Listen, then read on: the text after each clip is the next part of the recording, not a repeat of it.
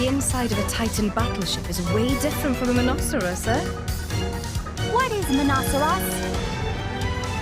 Rex, you saw it, right? Moored at a pier back in Portsmouth. Jin and Co's black boat. Ah, that really impressive one. It runs without being hooked up to a Titan, right? I'm no expert, but yeah, looked like it. Sound awesome! Tora want to see too! You won't get the chance, unless we see those Torna guys again. Nah. Tora changed mind. No need to see. Master Pawn changed mind at drop of hat. Well, the Monoceros was pretty sweet, but this is nothing to scoff at either. For sure. It's full of things I've never seen before. Ah, that's because this vessel is result of latest breakthroughs in Ardanian tech. Regular folk never so much as set foot on board. You say breakthroughs in technology, but what you mean is salvage stuff, right? Not exclusively. I see lots of homegrown improvements as well. Like this, see? Whatever they've stuffed in here, it's been messed with so much, I can't tell what it was to start with. That control panel, it transmits signal to Titan nerves. By running cables to different parts of Titan from here, can control signal flow much more better. What? That's amazing. And this cable itself have 2.4 times the speed and 12 times the capacity of previous iteration. In other words, it's on whole other level to stuff other countries use. Ah. So if they put this in a smaller Titan vessel, it would work even better. Ping-pong! Correct! They seem to be having fun, but it's all gibberish to me. Poppy, what do you think?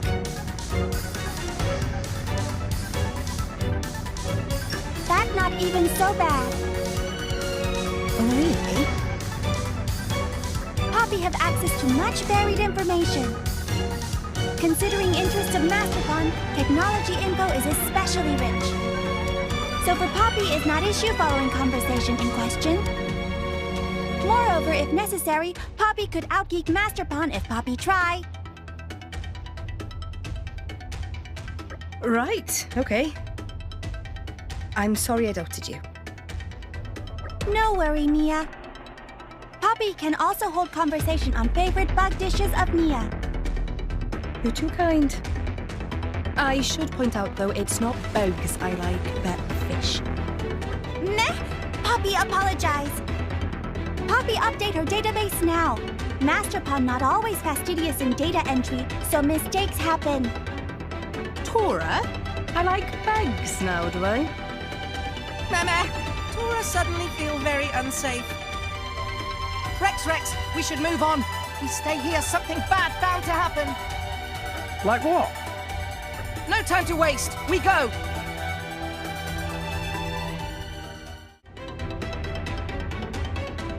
Why Master Pawn act so proud? Hoo-hoo! Tora, very glad you asked. That because tech used in this Titan battleship is same as what Poppy's muscles and drivetrain use. Poppy is surprised. But, however though, ones that Poppy use are even more improved than these here. Yet more surprised. Are you saying you stole the tech from Mora Dane? Come on, Tora. Is that what you call sporting behaviour? Tora take calculated risk in service to cause of scientific advancement. As a result, not even Ardanian scientists capable of reverse engineer Poppy systems. So, no worries there. Upon learning secret of Poppy's birth, Poppy feels sense of unease. Everything fine. Probably. Now, Rex, no time for chit-chat. Let's get going.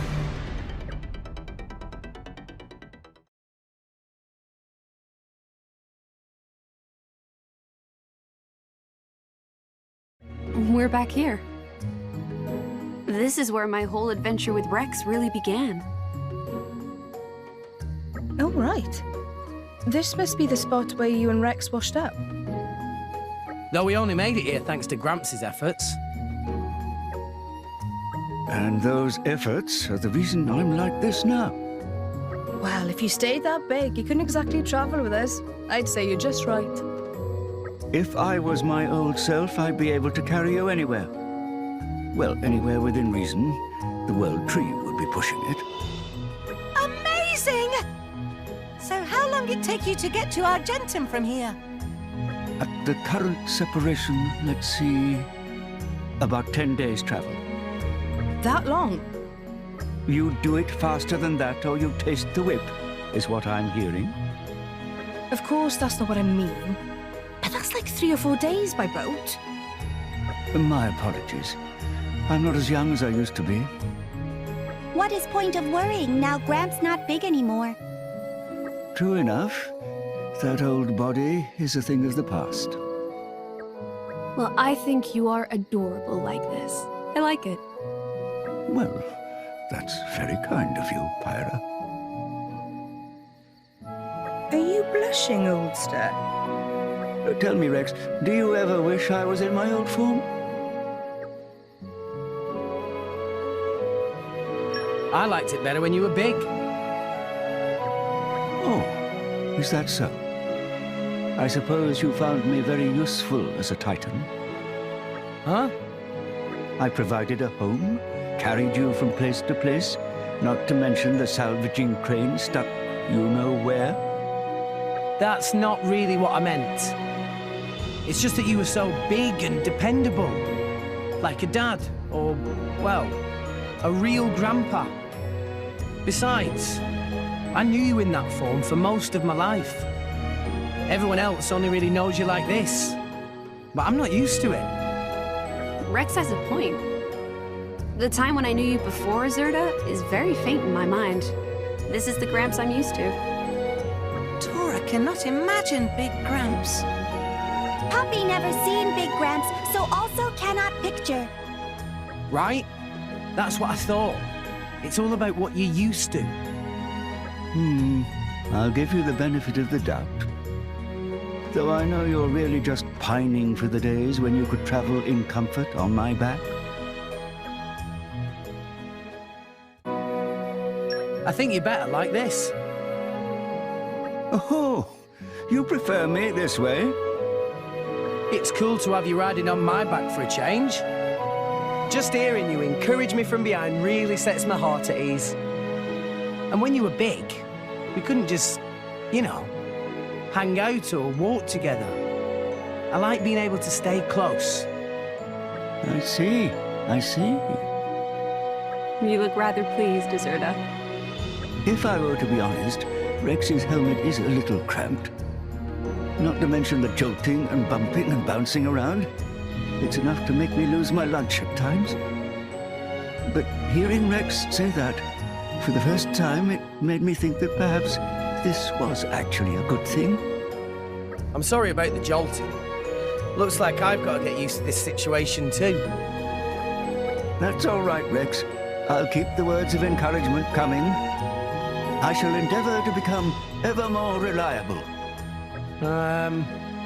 Actually, if you're planning on nagging me constantly, maybe I'll pass. Yeah, I wouldn't want to have Dromac's nagging voice in my ear all the time either. Cheeky sods.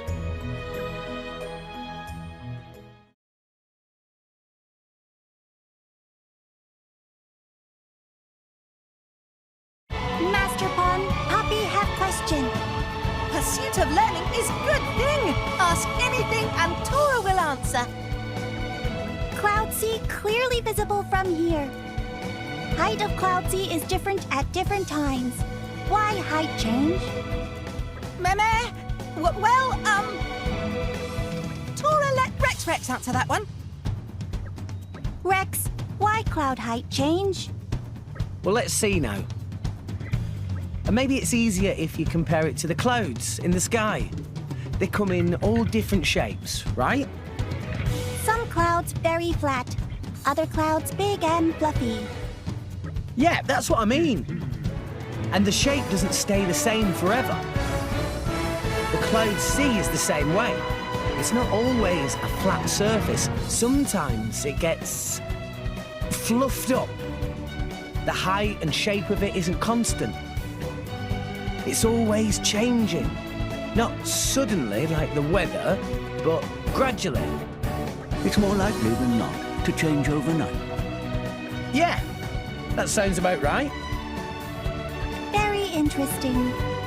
Oh, but it's only the titans like this one and the more ordained titan that affect the Cloud Seas high. Ones like the Trade Guild titan Goldmouth just float on the surface, so they don't affect it. Makes lots of sense.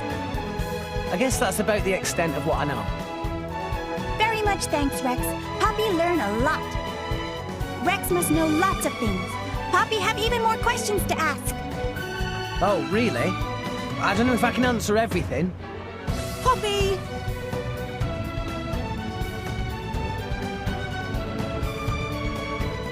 Should not bother Rex too much. Okay then. Poppy, leave questions there for now. Thanks, Tora. I know quite a lot about the Cloud Sea because of my salvaging work, but I'm not so hot on general knowledge. I probably wouldn't have been able to answer anything else. Don't worry, Rex. If you don't know the answer, there's always a chance that I will. Thanks, Pyra. And if even I don't know, we can still fall back on Azurda. True enough. I've been around for quite a while, so I could most likely answer any questions Poppy might have. And there's Dromark as well. Between us, I'm sure we could find an answer to most questions. You're not wrong there. If all of us work together, we can figure out pretty much anything. I guess it's not just battle where teamwork is important. Yeah.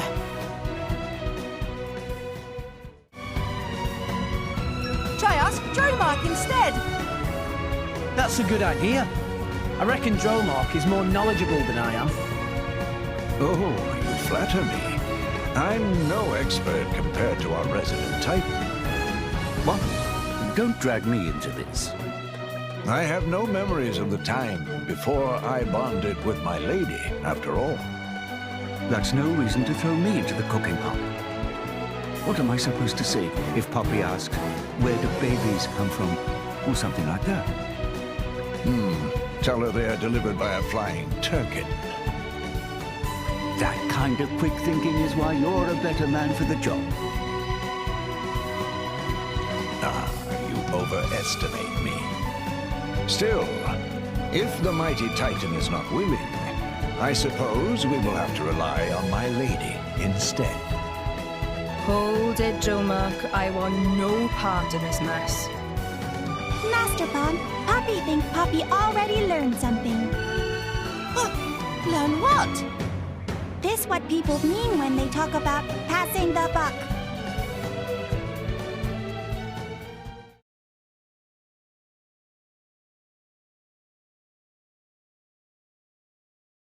I made tea for everyone.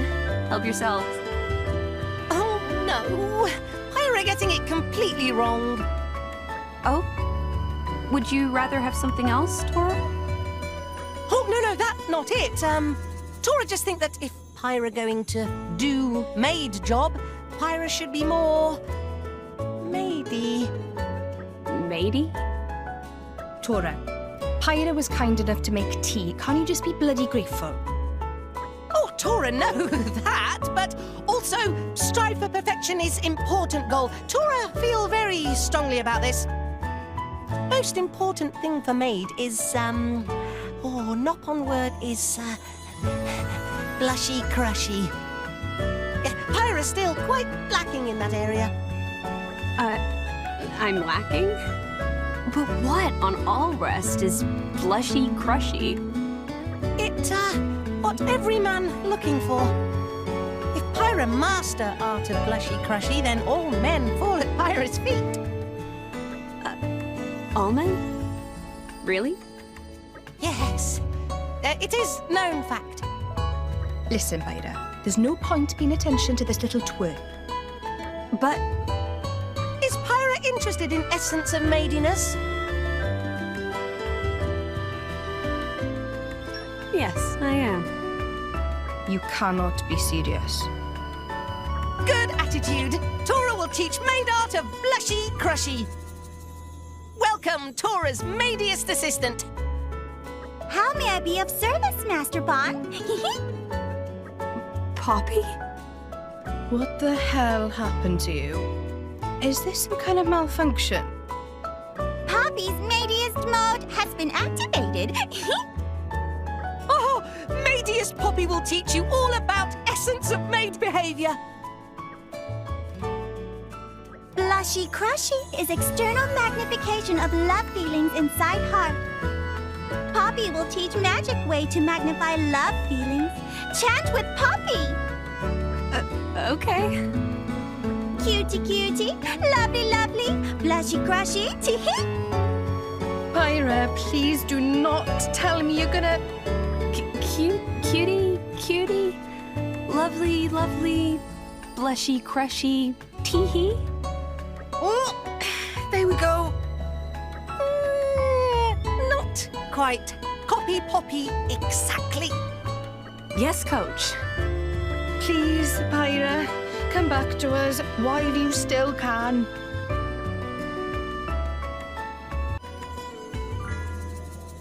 If you think Rex would like that. Rex is boy, so he's definitely not immune to the charms of blushy crushy. It's definitely worth Pyra's time to learn essence of maidiness. I see. Okay, I'm ready. Tora, tell me what to do.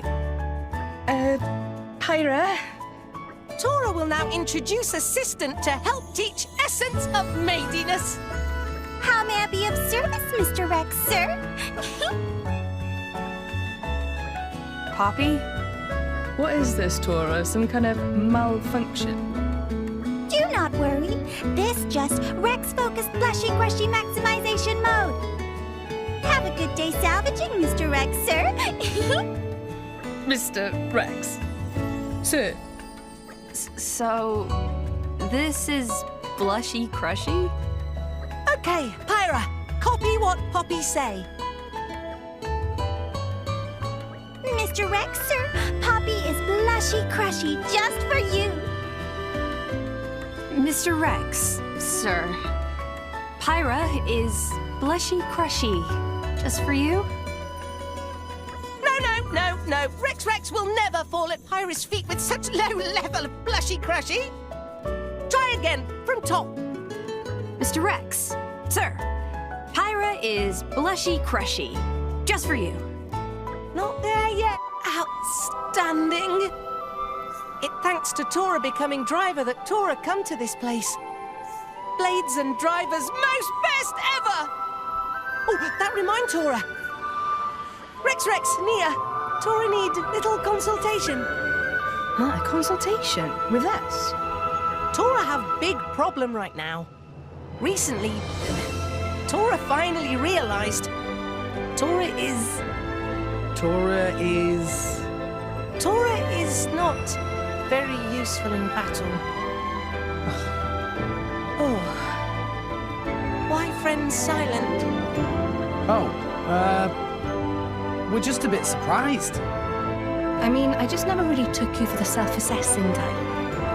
Oh, too cruel. Nah, I mean, you fight just fine, Tora.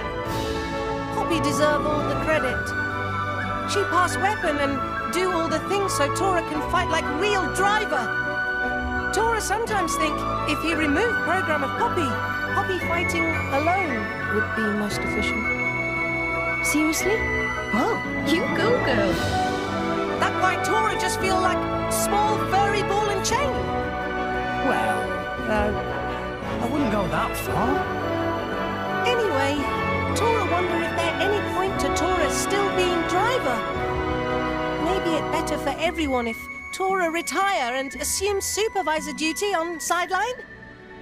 Oh, Tora. Nia, what do you think?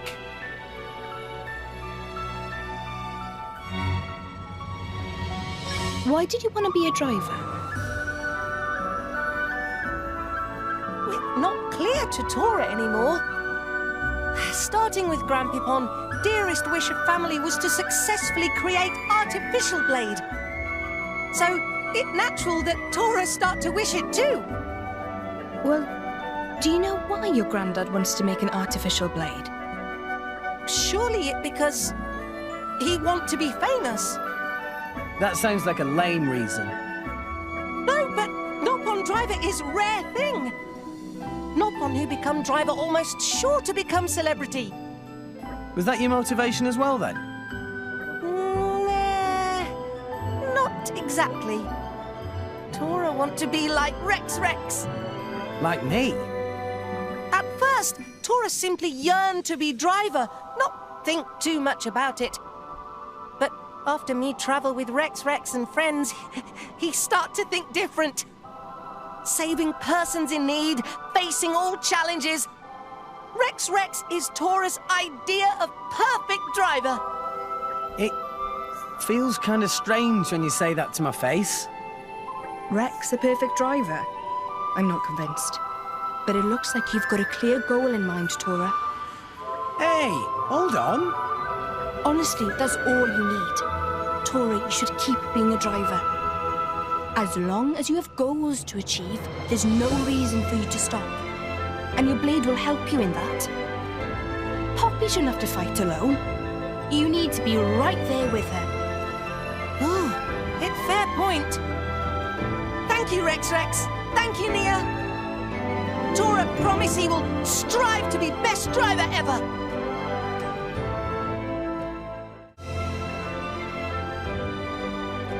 What's the most important thing for a driver? Oh, Tora been thinking about that a lot. Love towards blade is important. Love. Not an answer I was expecting. Tora observe and Tora analyze. And Tora note, all drivers have love for their blades. Example, Rex love Pyra and Nia love Dromark. I love Pyra. Rex loves Pyra. Love that Tora feel for Poppy is also unsurpassed thing. But just because Tora have love, not mean Tora can necessarily be driver. Yeah, but still. Hang on, Rex. We're getting bogged down here. Can we just straight up ask Poppy and be done with this? That's a great idea. Let's get Poppy here. Hey, Poppy, what would you do if Tora said he wanted to quit being a driver? Poppy probably break down in tears, is what? Oh, meh. Tora work to be best driver he can. Well, that was pretty easy. I've just got no patience for this sort of non-problem.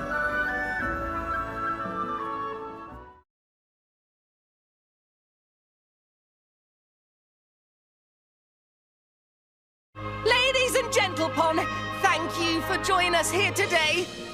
We hope you enjoy performance of Uriah Goes to War. This is going to be so much fun. Are you the only ones watching? Where did Nia go off to? I don't know. Queen Rakura, me think time has come to go to war with more Ardain. This is most sudden, War Minister. My lady. Wow. You're great, Nia. Shit at you. I didn't ask to take part in this farce. Ahem! This not sudden, Your Majesty. We preparing for war ever since more Ardain take occupation of Gormott. Then the preparations are complete. Preparations go steady for long time, but we can quickly make complete. More Ardain soon try to conquer other countries aside from Gormott. We cannot allow ambitions to succeed. Must start war at earliest possibility. I see. So be it then. Let us make war. Wait 1 moment, please. You have concerns, High Minister? Titan of More Ardain quickly becoming so barren, crops cannot be grown. Meanwhile, we have rich soil producing much delicious ground rice. Why bother with war when More Ardain collapse on its own from famine? A valid question. No! If we wait, more Ardain just conquer more territories like Gormott. territories, More Ardain becomes still greater threat. Even if More Ardain Titan collapse completely, may still be difficult to defeat whole Empire. There's no need to be hasty. More Ardain still not have enough territory or supplies to properly provide for own people. Gormat alone not enough to support whole of Ardanian population. In other words, more prudent to wait for More Ardain to grow weaker before attacking. Your argument is compelling. That not happen today or tomorrow, though. No, might take many decades to happen, or even centuries. We cannot allow More Ardain threat to remain longer than necessary. That's quite true, but now is not time to rush into things. War preparations may be in progress, but still not in optimal condition. Oh, this argument never end. Your Majesty must make final decision. Huh? You want me to decide? Your Majesty is Queen of Uraya. Oh, yeah, right.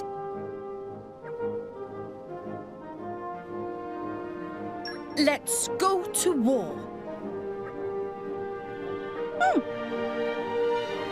What now? Did you both forget your lines? Script of Uraya goes to war. End here. No more lines to say. Thank you for coming today, everyone. I see. I see. By showing this play to the children, you'll get them to think for themselves about whether Uraya should go to war. That's quite clever, actually. It's a difficult question. I can see the kids having split opinions too. You forced me to take part in this thing, and then it just ends like that. This is so not satisfying.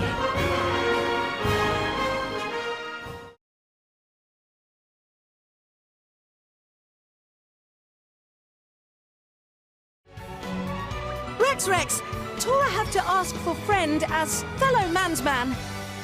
Tora want to gain understanding of life as adventurer.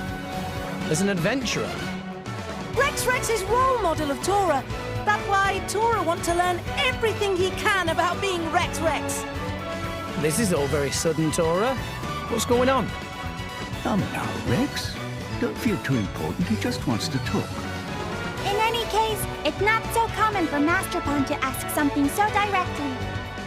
Exactly. Tora being earnest like never before. Tora submit as evidence this direct, unflinching eye contact. Wow, your pupils are really dilated. That's what you get, staying up all night. All right, tonight Master Pawn go to bed early. Enough! Tora's eyes are worry of Tora. It not matter. This important. Tora want to be like Rex. Rex, please teach Tora.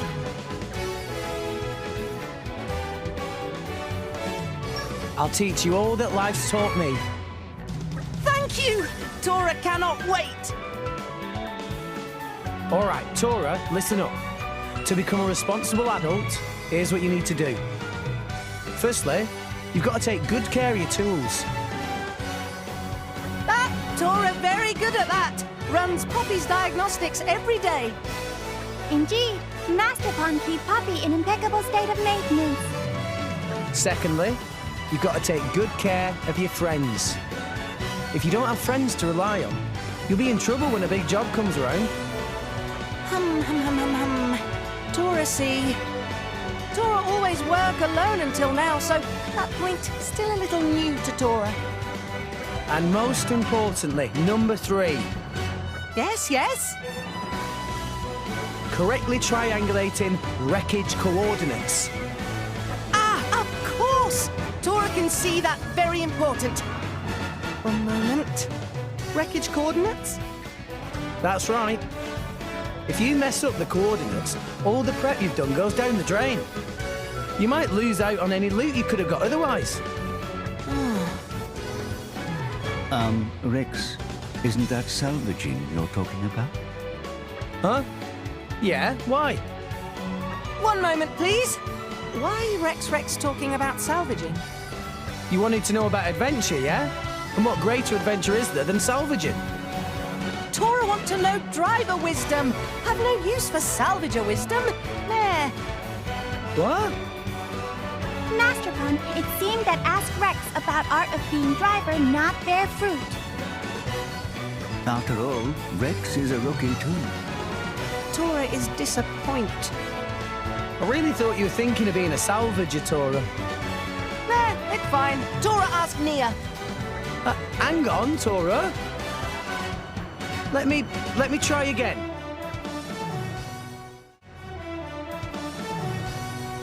Maybe it's better if Nia teaches you. Okay, so you want to know about being a driver, right? Right. Does it bother Master Pun when someone say he no good at weapon pass? Of course it bother Tora. I mean, weapon pass is crucial element of driver blade coordination. If someone say me not so great at that, Tora's self-esteem plunge is par for course. I know where you're coming from, but... maybe that's all the more reason to ask Nia. She's the experienced one around here. Nah, Tora get it. We'll ask and come back. Nia just say, with time, body of driver learn to do it by muscle memory. Answer seems somewhat dismissive. Oh, that's a shame. Hey, but maybe I can still help. I think Pyra and I manage okay, so... Actually, Nia referred to Rex as well. Poppy believed the kid's green as freshly mowed grass himself, were her exact words. Seriously? That's what she thinks of me? Chin up, Rex. Indeed, have much time to live and learn. Yeah, we'll get there. He says he'll help, but then he's the one who needs pepping up.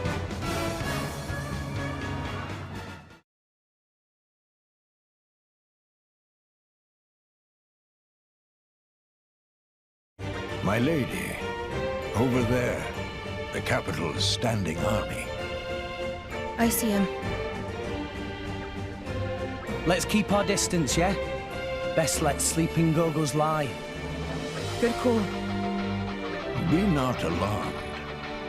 The troops that captured us were Ardanian military, yes, but from the Gormati regiment. Those aren't the same? Quite different, in fact. One can learn many things while in a Titan battleship's brig, and I made good use of the opportunity. Damn. They chucked me into solitary, so I don't know anything. It does seem they have separate procedures for blades and drivers. In any case, once I abandoned thoughts of staging a breakout, I did make sure to keep my ears open for intelligence. Did you hear anything else? Let me think. The soldiers over there are, as I said previously, from the capital's garrison. But those other ones actually belong to the 1st Imperial Guard 2nd Battalion. Huh. What's the difference? Beyond the bridge is Hard Hay Palace, the Imperial residence. Therefore... Oh, I've got it.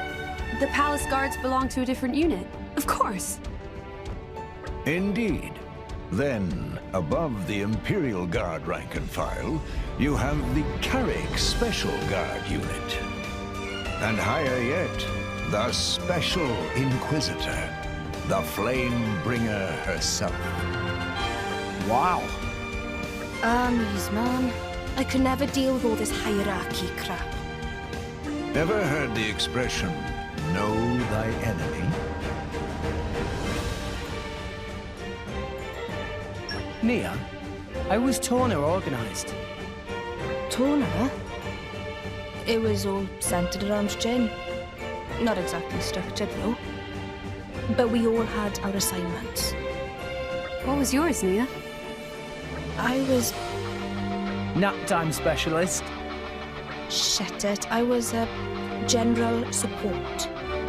I hadn't been there long, so I mostly just helped out with whatever. Huh.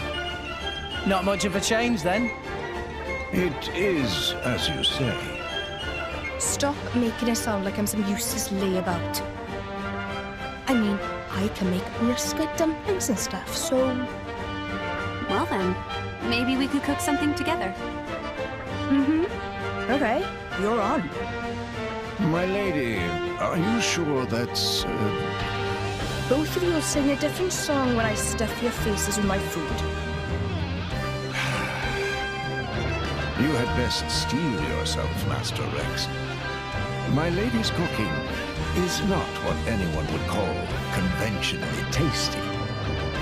Oh. Maybe I shouldn't have riled her up.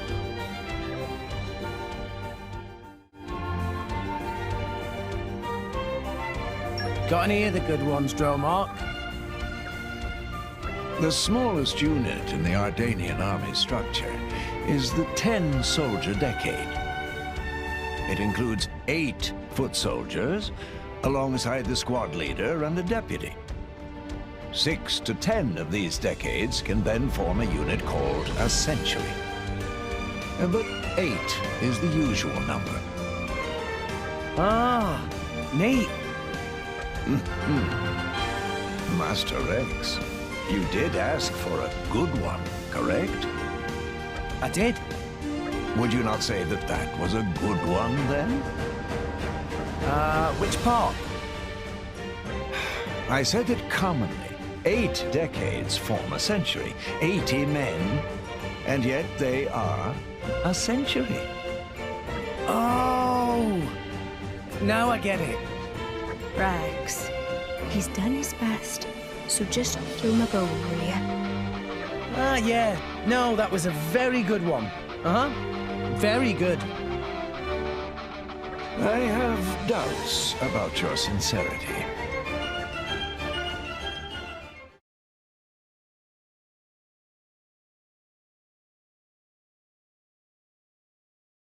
More Ardanes so full of wasteland and hard rocks. Not easy for walking. Shall we take a rest, reindeer?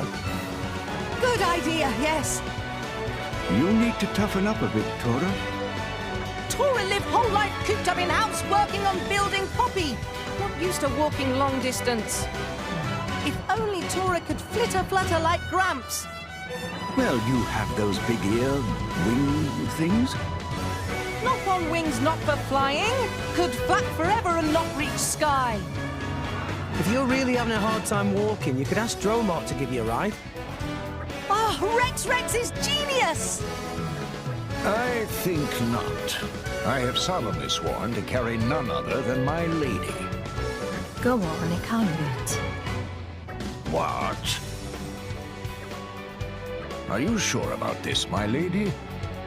If you allow Tora to ride me now, soon he will want Poppy to join him.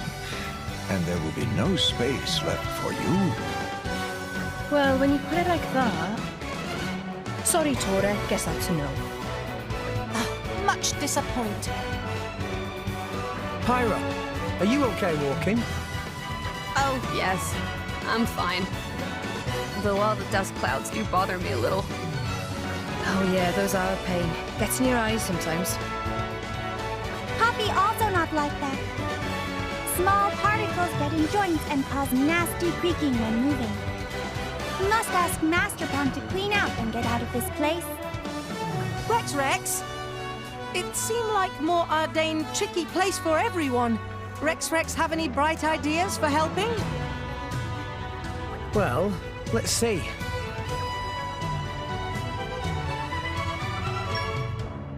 Would anyone like to borrow one of my salvager suits? I suppose that would help keep the sand out. I've got a spare you could borrow. You want to try it on? Actually, I guess Nia's the only one who it would really fit. Go on then, I'll give it a try. If it really is useful, we can buy a whole bunch of them sometime. My lady, that suits you surprisingly well. Oh, shut up. So this is what it's like for Rex when he goes salvaging, huh? Keeps the sand out pretty well, right? Well, yeah, it does that. but I can't really see. Peripheral vision's awful in this thing. It's hard to move about in, too.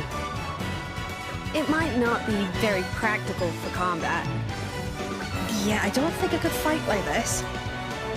Looks like genius idea of Rex, not so genius after all. Well, it was worth a try.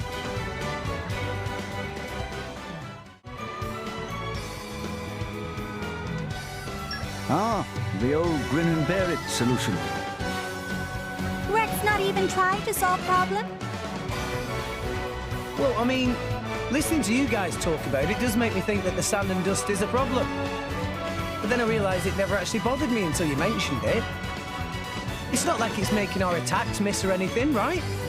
I think we're fighting as well as we ever have. It's a bit of an irritation, but it's not causing any actual problems. I suppose you're right. Yeah, I guess it's not actually slowing me down.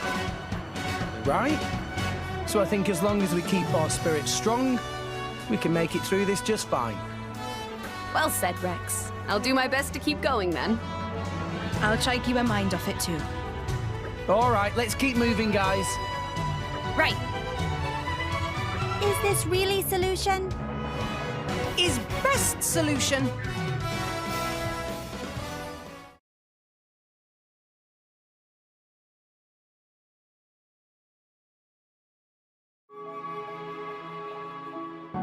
Hey, Poppy? Yes. I was just thinking how curious it is.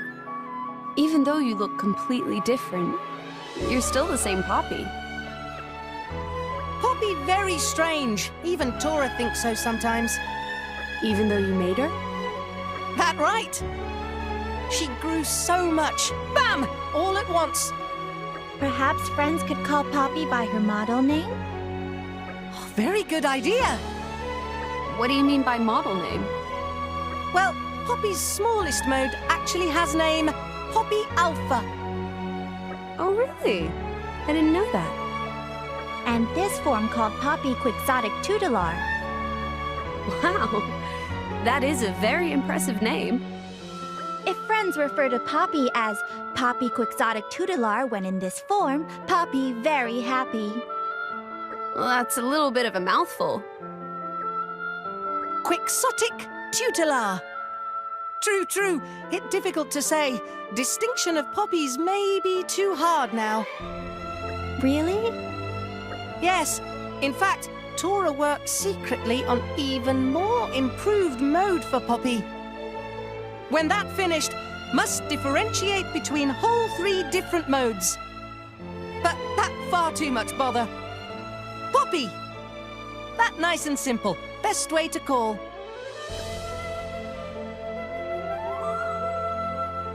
I agree. Yeah, I think Poppy suits her just fine. It's short and easy to understand. And besides, no matter how she looks, she's still the same Poppy. That is what you said before. Poppy has no problem with being called Poppy. Good. We came full circle. Master Pawn, Poppy is curious. What is new mode of Poppy like? That excellent question. It's called Quantum Techno Champion Pi. That is another very impressive name. It sounds powerful. Name came to Tora suddenly when he decided whether to enter swimming pool with left or right foot. Name origin stories sound completely irrelevant. So, how exactly are you going to remodel Poppy? Tora not decided yet. Oh, really? Name only first step in process. Sound like it not happen anytime soon. It not take that long.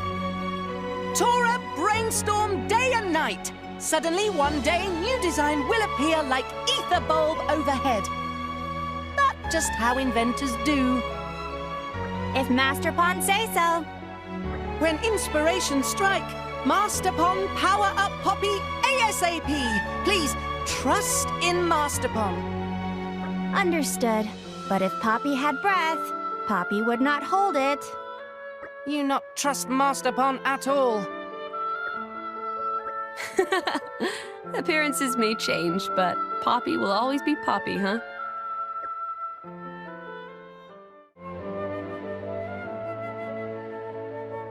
What's Poppy's third mode like? That excellent question. It's called Quantum Techno Champion Pi. That is another very impressive name. It sounds powerful. Name came to Tora suddenly when he decided whether to enter swimming pool with left or right foot. Name origin stories sound completely irrelevant. So, how exactly are you going to remodel Poppy? Tora not decided yet. Oh, really? Name only first step in process. Sound like it not happen anytime soon. It not take that long. Tora brainstorm day and night. Suddenly, one day, new design will appear like ether bulb overhead. Not just how inventors do. If Master Pond say so. When inspiration strike, Master Pond power up Poppy ASAP. Please trust in Master Pond. Understood. But if Poppy had breath, Poppy would not hold it. You not trust Master Pond at all. Appearances may change, but Poppy will always be Poppy, huh?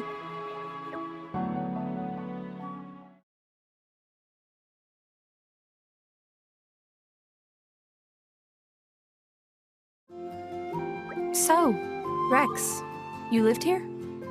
Huh? No. This was my getaway. You know, like a secret hideout. I lived on Gramps. I'd moor him next to that cliff over the way. What kind of kid were you, Rex? I don't know. I've not really thought about it. I bet you're curious too, right, Nia? Well, maybe a bit. I could tell you a few stories about when Rex was younger. Oh, yes. He was a wild child, that's for sure. A bit of a tearaway. He was never the biggest child, but he had a strong sense of justice.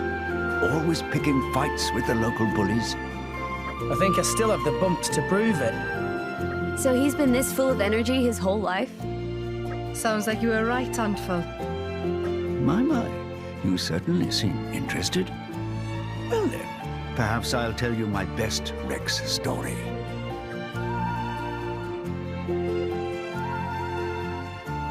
Whoa, wait, just a sec. What do you mean, best?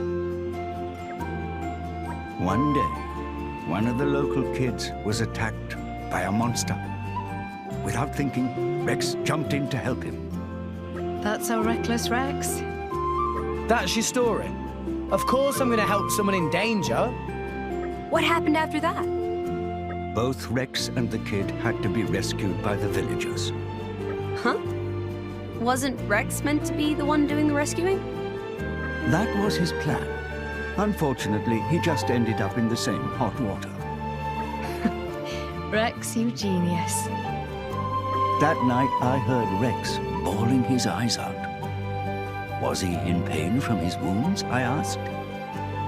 But he replied, no, I just wish I'd been able to save my friend. Injury held no fear for him, but the anguish of not being able to save his friend was unbearable. And he cried about that? What's the big deal?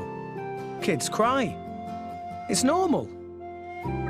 No, Rex. Nia is impressed. Aren't you?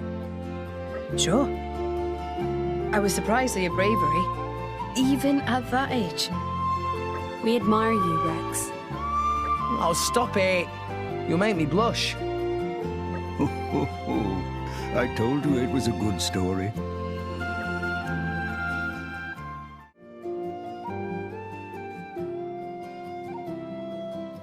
Go on then, I've got nothing to hide. Gramps will just exaggerate it anyway. So you won't mind me telling them about the time you wet yourself when there was a monster attack? Huh? No, that's not. What, yourself? Rex, you baby. That was just when I was a kid. I don't do it anymore. Don't even think about carrying on with the story, Gramps. Oh, come on, we want to hear. No! Pyra, please! You don't want to hear it, do you? Actually, I kind of do. Huh? This is a story about the time one of the local bullies fell foul of a monster. Rex didn't hesitate. He packed up and... Gramps, please stop! Is wetting yourself really that embarrassing? Super embarrassing! Nia, don't tell me it's never happened to you. Maybe we should hear a different story.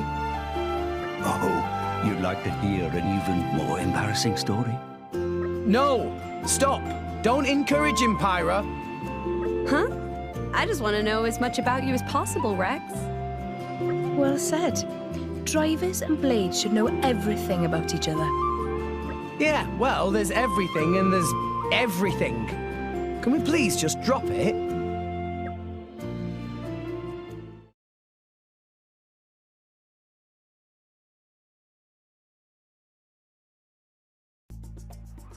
So, this is the abode of the mighty Tora. Hey, careful with hands! Lots of breakable and valuable things. What's this? Ah! Let more than enough fiddling! Don't handle Tora's stuff! What's this? It's all fluffy. Is this a bunnet costume? Doesn't look very scientific. That armor for Poppy! Armor. It's got ears and everything. This won't provide protection. It's more like something from a beauty pageant. This cutie bun bun armor! Cutie bun bun armor? Correct! This state-of-the-art armor. Everyone wished they had such good defense. Additional function is to cheer up Master Pawn with extreme cuteness. It looks like that's its primary function. Cheer up effect can be boosted by initiating tail wiggle dance protocol. Tora, I think you have a little explaining to do here. Meh.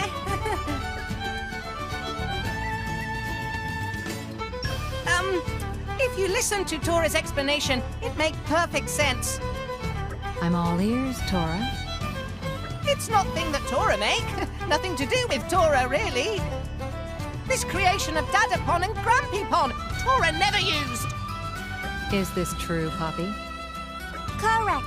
This armor was designed by Master Pawn's Grampypon. Master Pawn's Dadapon improved design further and perfect its defensive capabilities. Huh. Is that right? That entirely right. Tora not fib teller. Master Pawn put finishing touches in form of tail wiggle dance protocol. Master Pawn worked feverishly on this feature. Tail wiggle protocol consumed Master Pawn's waking hours until he perfect wiggle angle and ear flap rate. Oh, is that so? That's very interesting, Tora. Poppy! Poppy! Don't reveal Master Pawn's secrets. Why not? This excellent opportunity to share Master Pawn's research with group. Poppy's right. Really, this is fascinating. Do continue, Tora. I'd especially like to hear about your views on women. Meh.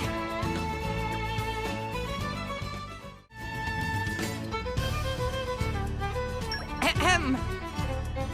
This armor that Tora built based on Dadapon and Grampypon's design. This fruit of 3 generations of research.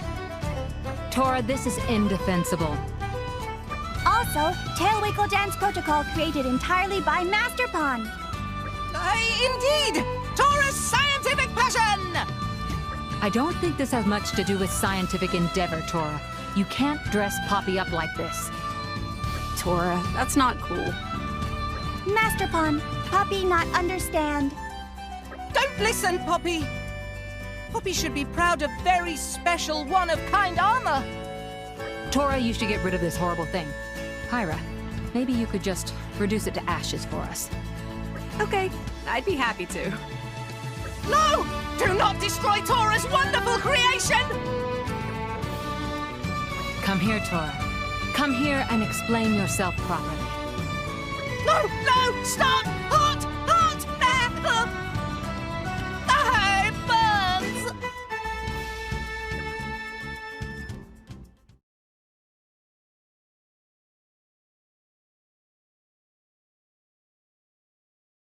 Hey, Bridget. I found something interesting in that shop over there. Interesting. Yep. Here it is. What is that thing? It looks quite grotesque. Why, that's an Argentum monkfish. You are familiar with this creature, Lady Moray? It's a rare delicacy that is only found in the waters around here. It's rather tasty. People eat this monstrous fish thing. It might not look appetizing, but I've heard the taste is divine. Since it's so rare, I thought I'd cook something up with it. But I'm not sure how. Morag, do you know? Do tell, please. Oh, no, that's fine. I'm happy to do the messy part. I just need you to tell me the steps. And then if you could add the spices. Well, if that is all, I suppose it should be fine. Are you certain, Lady Moray, about the spices and everything? Don't you worry. Have some faith in my taste buds. Right then. So, first, how should we cook it? A fine question. Many would eat it grilled or sliced raw, but I hear it tastes best in a stew. Sounds great. Well then, Morag, can I ask you to get the stock ready? Of course. If I recall, that's made by boiling the guts. I think I can leave you to it then. I'll go buy the other ingredients. Roger. Bridget, Yes, Lady Moray. do we have to begin by gutting this ugly little creature? Well, I should think so. Can you do it? I'm not even really sure which part the guts are. That would be the parts on the inside. Consider using a knife. Right. Bridget, Yes, what is it now? the heart. The heart is still beating. What should I do? Should I deliver the coup de grace? Indeed, that seems wise. We don't want it fighting back. Bridget, it's looking at me with those eyes and moving those lips, like it's accusing me of something. It's cursing me for taking its heart. It's no use. I can't torment the dead any further. Bridget, I'll leave the rest to you. Wait just a minute. You can't force me to do your dirty work. I'm sorry, but I must. Lady Morag, are you deserting in the face of the enemy?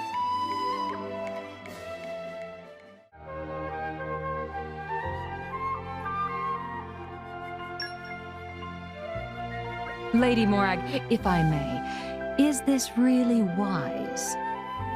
Oh, don't you worry yourself. Shall we start by gutting the fish then? Excuse me? What's the matter? Gut it. Gut this creature. Well, yes. We can't exactly cook it like that. Understood. Life is a battlefield.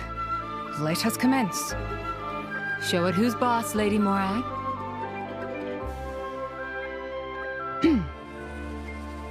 Bridget, Yes. please hold down its head. What? No, that is, I'd rather not touch it. It's just a little tricky to make the incision when it keeps staring at me. Quite true, but For the love of the architect, do it! Please, at least cover its eyes for me. yes, ma'am. We cannot let a mere fish get the best of us. What's wrong? It looked me in the eye. Is this thing still alive? Can it be? Then I must end it before it strikes. It's opening its foul maw. Lady Morag, the enemy means to eat us. Quickly, the finishing blow. Very well. Hellfire! No, wait! If you do that, the food will be... Well, Bridget, As As befits the Flamebringer, the foe is extinguished without a trace. Phew. Our mission here is done. What do you think you're doing? There's nothing left for us to eat.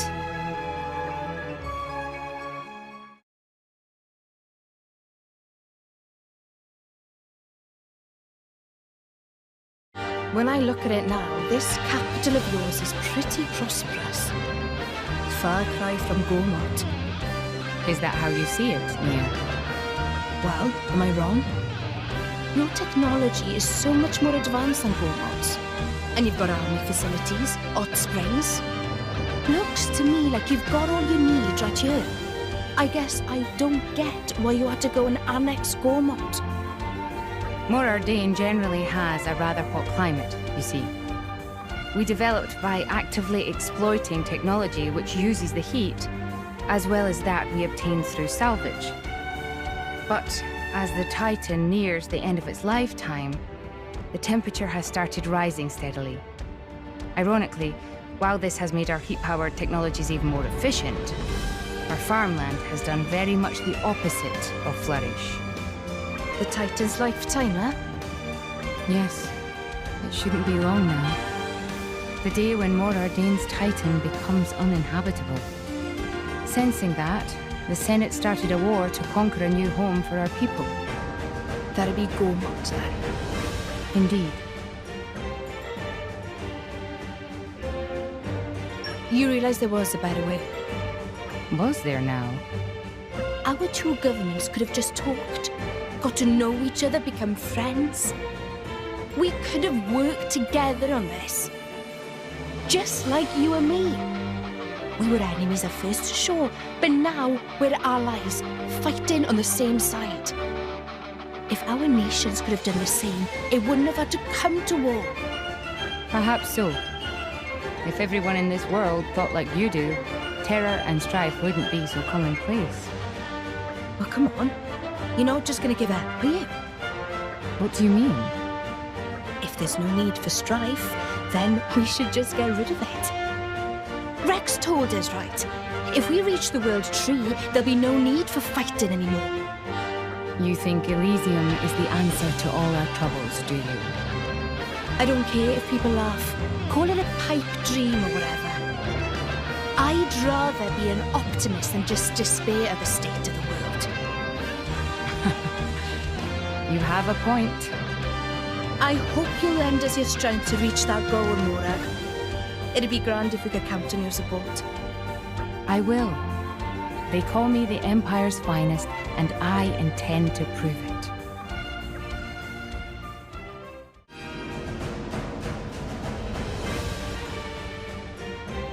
All this because of dumb pride. What do you mean? You didn't have to act so high and mighty. You could have been humble. But no. I don't know if you were refusing to show weakness, or if you just felt you were better than us. You put your damn pride above all other things and chose to invade. Am I wrong? You started a war. Wanted to save lives, you ended up losing lives. How backwards is that? If you can't make enough food, why not just bow your head and ask if you could share? I mean, we were enemies once, but now we understand each other. How could a sodding government not even think of it? A point well made. But the world is not as straightforward a place as that. Sometimes the most obvious way is the most difficult to take. God, people are such a pain. No question. That's exactly why I want to support the boy. And other upright people like him. You mean Rex? A world with no strife. Can you imagine something so wonderful if it were true? And if there's anyone who could ever make it true, it's him. Every age needs its own dreamers to forge new paths, after all. You're full of surprises, Morag. You always struck me as straight-laced. But here you are, believing in the Elysium story. It's not just little boys and girls that follow their dreams, is it? I too want to see the fruits of this dream you all share. That's why I'm with you. Well, whatever your motive, it's nice to have you with us, Morag. Yeah. I think we can make good use of the Empire's finest. Please do. No matter what path we tread, I'll be there to help you on the way.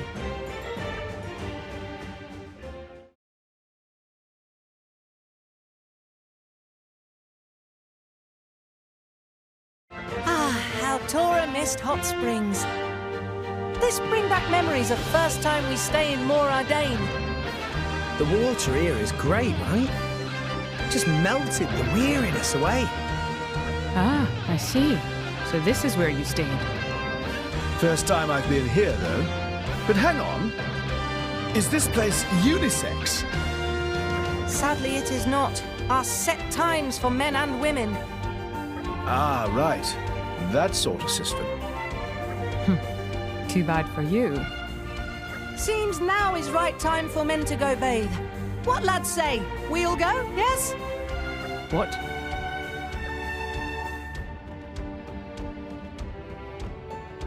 All men here. No need to fear nudity. You want all four of us to bathe together? Of course, yes. Or is there some problem? No, me and Rex are game, but, Morag, You three go on ahead. I shall abstain for now. Morag's so reserved. Come on, we'll go together. Is it possible that Tora doesn't know Morag is a woman? Well, it's not like I could tell a Nopon woman apart, except from the clothing.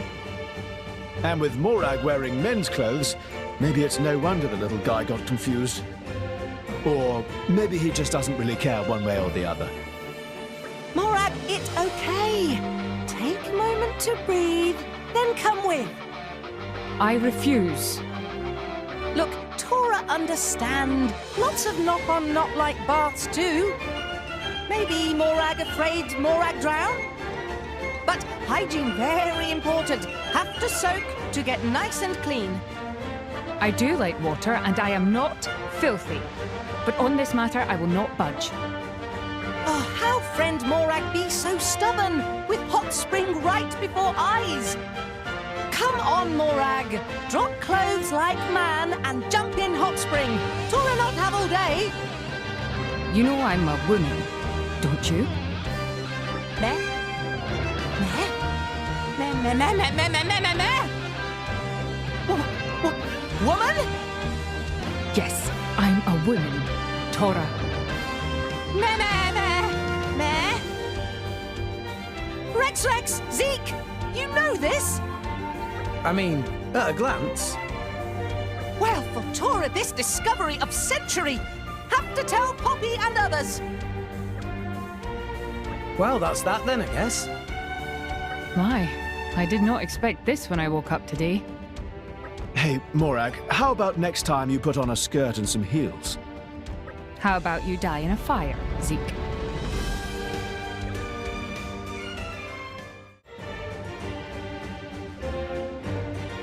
Tora happy to wash everyone's backs.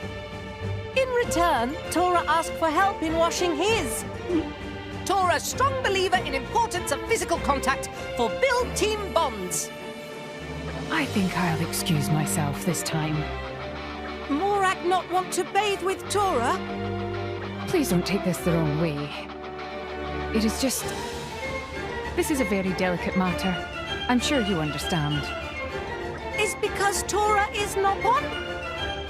No, of course not. That's not it at all. I have other... Oh, Oh, Morag. Why have you got to be so stubborn? Why not just play along and make Tora's little dream come true? bolt it!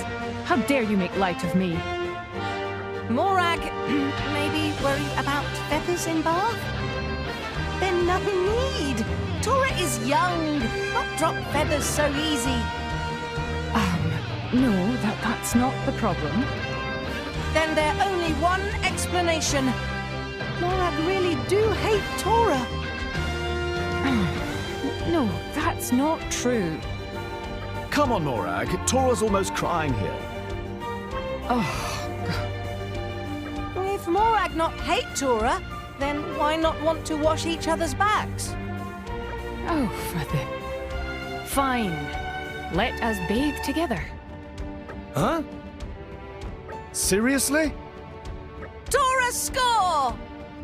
But I will bathe in my clothes, and that is non-negotiable.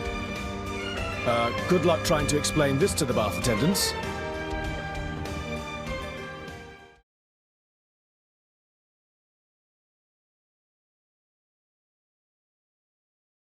Hey, Pandoria. Zeke's a rather unlucky guy, is he not? Isn't it difficult being his partner? Oh yes, that prince of mine, he's unlucky like you wouldn't believe. If there was an all-rest unluckiness championship, he'd win every time. From the incidents I've witnessed alone, he's already been chased by rolling rocks, fallen off cliffs. He even fell into the Cloud Sea once, as I recall. You ain't seen the half of it. When he's walking in the harbor, he's always getting bitten or smacked around the face by the Titan ships. Oh, this one time, he got caught in a blizzard, took shelter in a cave, and wound up surrounded by 100 Ignas. I could keep going for hours. Well, I don't quite know how to react. Frankly, I'm impressed you're both still alive. Yes, congratulations on surviving. Or should I say, my condolences. Too far, Bridget. Too far. Still, I gotta admit, keeping an eye on my prince is a full-time job. You should try it yourself sometime. He drives me crazy.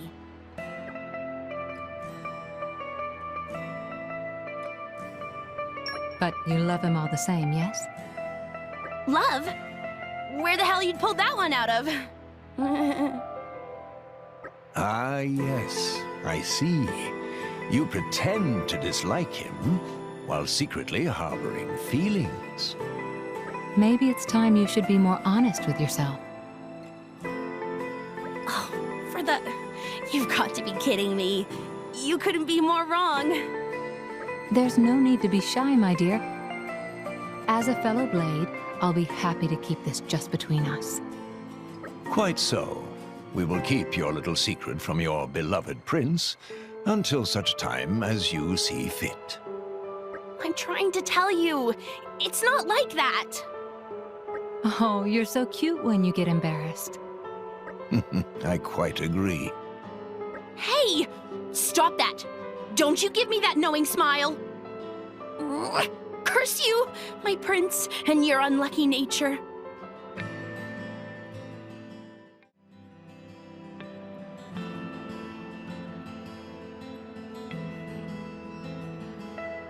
You sound almost like his mother. Oh yes, he's such a frightful little Sonny Jim. Wait! Who are you calling his mom? At least go for big sister or something. Ah, what a comeback. What impeccable comedic delivery.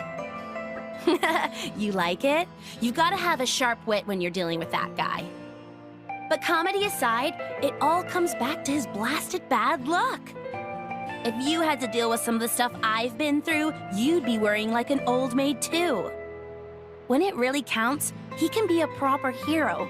But the rest of the time, I just don't know what to do with him. It wouldn't be Zeke without a little bad luck, though, would it? I quite agree. It's an integral part of his identity. Yep. And ain't that just the worst thing? The things I put up with for my prince.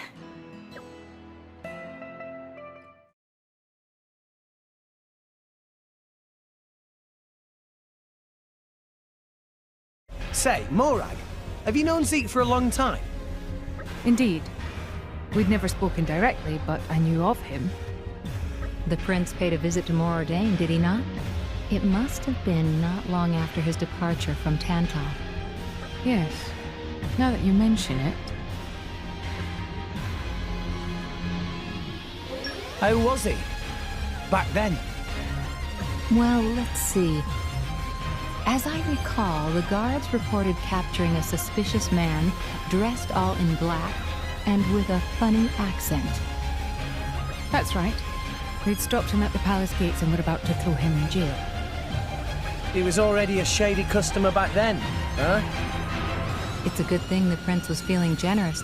Otherwise, it could have been a major diplomatic incident. Most certainly. Thanks be to his forbearance. That's just like Zeke, though. I can almost picture it now. That isn't even the worst of my prince's heroic tales.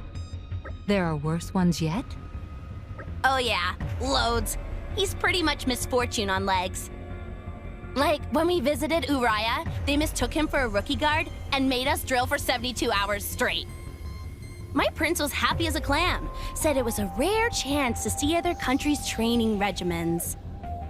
If you ask me, though, it was beyond awful. The grub was worse than Armu kibble, and they didn't even have baths. Calamity indeed. Yet, despite that treatment, he let it pass without creating an uproar. Quite the gracious personage, our Zeke. Gracious? I think he was just doing whatever he felt like.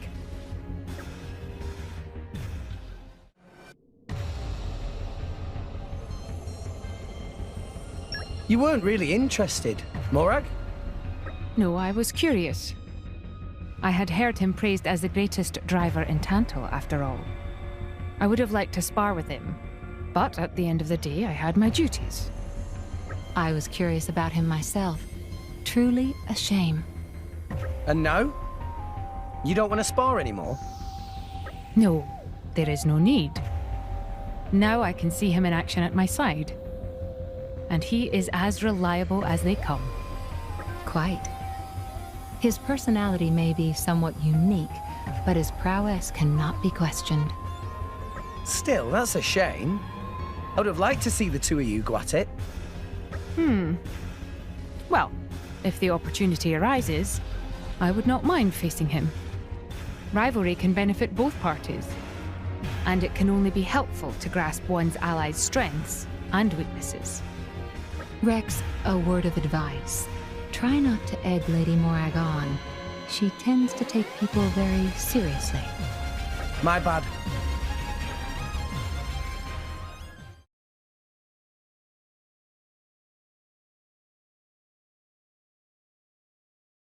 Seems like a good place to rest. Hey, Mithra. May I ask you something? Huh? Something up? I read over my journal again. We used to fight each other quite a lot during training, didn't we?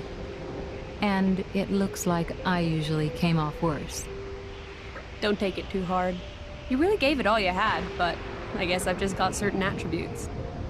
Sorry, what did you want to ask? Well, according to my journal, it looks like there was one time where I got the better of you. Huh? It doesn't go into much detail, but still, besting the Aegis is quite the achievement, don't you think? I really need to know how it happened, how I managed to beat you. That's bull. Huh? Your journal is lying to you, Bridget. I never lost to you, not once. I don't think so. Why else would I have written it down? When exactly? What kind of match was it? It was in a camp in the Tornan borderlands, on the last day of training. That doesn't sound right at all. It's nonsense.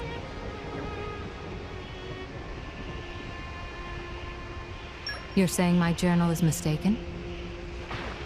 I meant, that fight didn't count. Didn't count. Explain. That fight was right after I'd gone up against Hayes. You begged me to take you on. So that's why it doesn't count. I see. You just don't want to acknowledge your defeat. I told you, you didn't beat me. This is really childish, Mithra. It seems that you only won narrowly in most of our other bouts. I don't know how you can be so stubborn.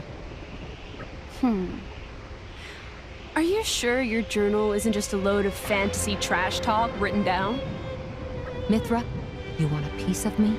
Come get it. Ladies, please. Making a mountain out of a molehill here, aren't we? There's no need to brawl. We're not brawling. That's right. We're just training. Okay, ready yourself. After so many years, let me set you straight. I'll make it clear this time. You'll know I'm the better fighter once and for all. Now hold on. Not so fast. Will someone please intervene?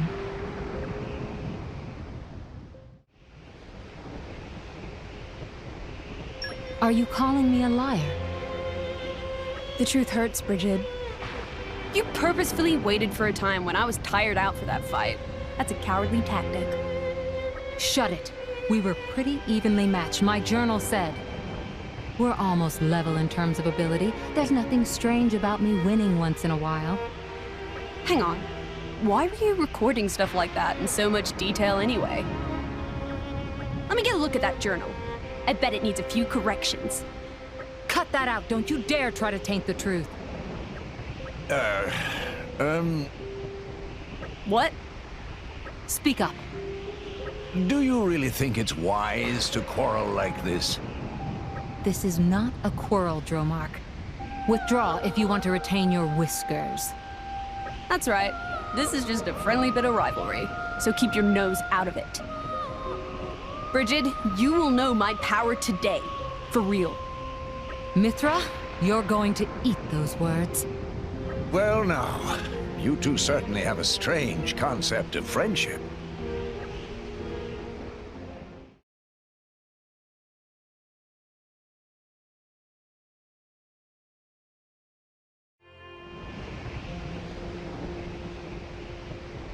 Who would have thought a place like this existed under the Cloud Sea? Yeah. Us salvagers dive deep, but I've never dreamed there'd be this enormous space down here. You'd be hard-pressed finding another place as vast as this, that's for sure. Did people live here once, do you think? If the whole space is filled with buildings like the ones around here, there must have been a heck of a lot of people living in them. True that. And the number of people aside, can you imagine the work it would take to cover this whole place in buildings? I can hardly imagine. I've salvaged a whole bunch of treasures over the years with functions we could never figure out.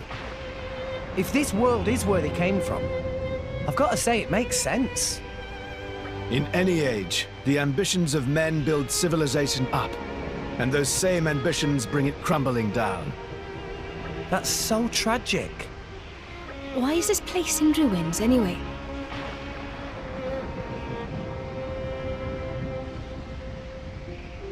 Because of the Cloud Sea.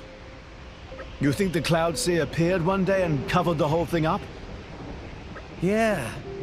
The crops wouldn't have grown anymore, so people would have had to leave. And everyone would have wound up living above the Cloud Sea instead. Does that make sense? I've got a feeling it's the other way around. You're saying the Cloud Sea caused problems here, so people wound up living on the Titans. But I think the problems here came first, and that's how the Cloud Sea and the Titans were made. And once it became uninhabitable, they went and made a new place to live. What do you think, Mia?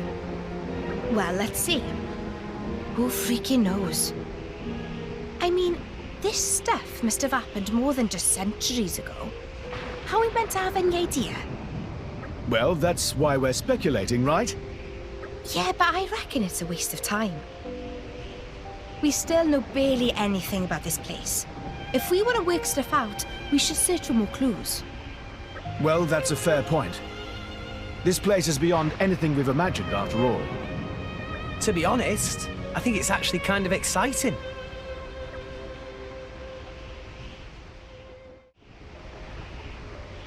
There must have been a war. I think you hit the nail on the head. Some terrible war sounds pretty likely. But would a war cause this much devastation? Maybe it was some natural disaster or other. Not out of the question, but a natural disaster's not going to level everything. It wouldn't be this widespread. Take a look outside. Ruin as far as the eye can see. You could say the same about war, though. What kind of a war could destroy a city this big? Maybe they had some kind of incredible weapon we've never seen. Or just one hell of a lot of them. I hear a crazy number of blades fought in the war 500 years ago. You think something like that happened before? Hard to say for sure. I think maybe we need to explore a bit further. This place is beyond anything we've imagined, after all. To be honest, I think it's actually kind of exciting.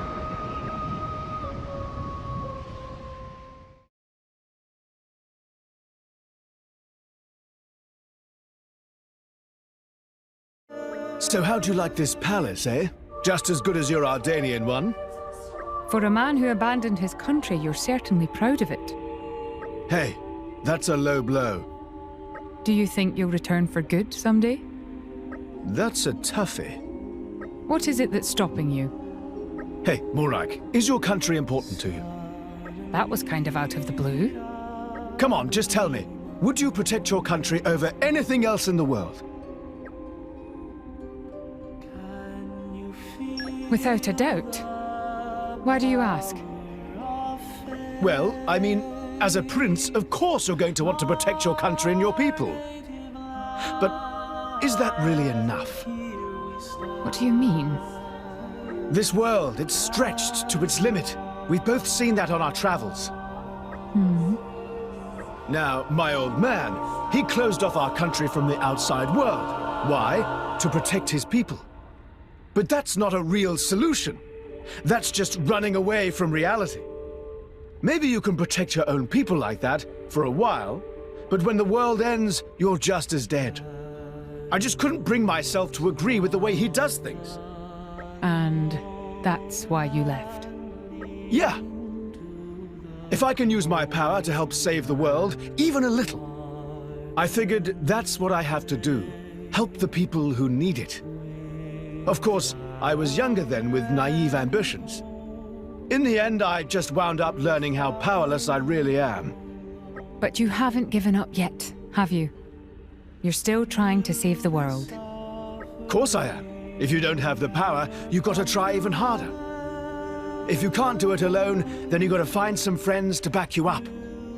Morag, you're one of those people, right? Someone I can count on. I'm with you, Zeke.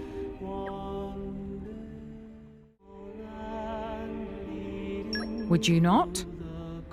Wishing to protect your country is both a natural impulse and a duty, is it not? That's the one! That's exactly what my old man used to say. But is that really enough? What do you mean? This crazy world's right at its limit. If it carries on like this, it's done for. My old man, he chose to close his eyes to the outside world and only think of the safety of our country. A king's first duty is to protect his nation. I don't think I can blame him for the choice he made. Well, yeah, but is it really okay to just think of yourself? Can you really be happy when you're shut up in your own world like that? If we carry on like this, our whole world has had it. And you can't have a country without a world. That's why his attitude drove me crazy. Sitting doing nothing as the whole shebang falls down. That's no way for anyone to live. I can't just give up on the future like that. That's why I left Tantal. And that's why I can't go back. Not until the world is safe. You're a remarkably straightforward man.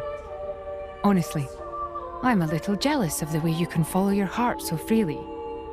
Hey, what are you saying? It's not like it's hard. You should try it yourself. Just say what you think. Straightforward guys like you and Rex are all very well, but I think someone needs to attend to the finer details. Jeez, you let me have it with both barrels there, but thanks. You can count on me for that, Zeke.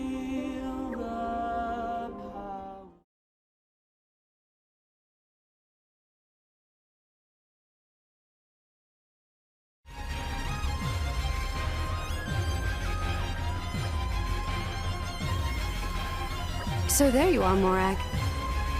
Is something wrong? No, not at all. I've just been thinking. Any particular worries? It's just... my brother. Emperor Nile. Is he okay? I'm... concerned he'll wear himself out. The Emperor is quite young, isn't he?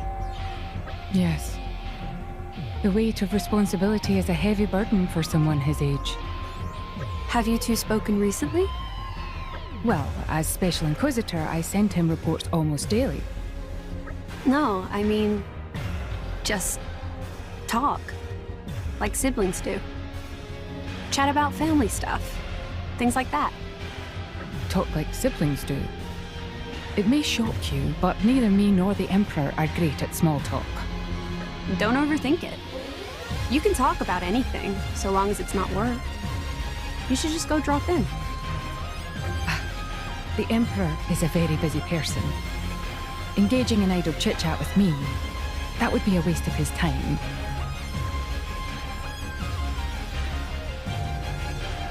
Surely even the great Emperor Nile would be happy to see his big sis. Thank you, Pyra. Alas, my brother and I are hardly your average family. His Imperial Majesty and his retainer, the Special Inquisitor. Our stations differ greatly, as do our ways of life. We couldn't possibly expect to talk like normal siblings. Oh, give me a break. You think your stations trump your relationship as brother and sister? Mithra, when did you... I couldn't listen to you anymore. You're family, aren't you?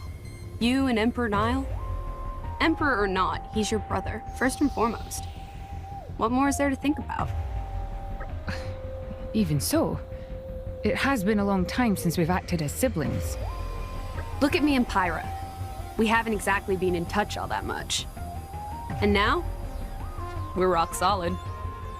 That's not exactly... Shut it! You being worried about your brother makes you family enough. Your stations don't come into it. Just woman up and be a good sister already. Maybe you're right. Of course I'm right, obviously. Just enjoy some time with your little bro and spoil him rotten. That's it. Very well. Then I will strive to be the sister Nile deserves.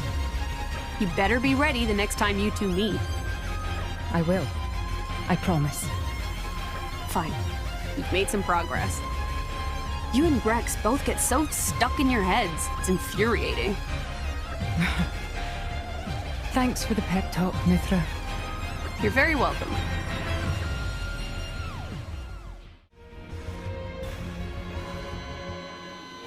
Hang on. Morag, could it be that you don't want to see him? No, that's not it. I would like to spend time with him, no question. But I'm afraid our respective stations would get in the way. Stations? You mean because he's Emperor? Indeed. When my little brother took the throne, I volunteered to become his shield. It was then that we cut the familial bonds between us. You poor thing. Please don't misunderstand. I do not regret choosing this life. To protect my brother and all of Mor Ardain, there is no higher joy for me. As a blade, I have no family. But I do long for the kind of relations that a family brings. You and Emperor Nile are already connected, and more closely than you might think. But still, you don't go to see him. Why? Surely there wouldn't be any harm in just talking and enjoying each other's company. In all honesty, there's nothing I'd want more. I think Emperor Nile would enjoy a chance to talk with you two. I mean, isn't that what family's about? I don't think bonds can be cut as easily as that, you know? That is... Just try. Go see him. Emperor, retainer, that isn't what counts. You don't need some special reason to go talk to your brother, Morag. And I bet he'd appreciate it too. Indeed. It may well be as you say. It's possible that I was the one who built a wall between us. You know where to start, right? Tear down that wall. Yes. I'll do my best. Thank you, Pyra.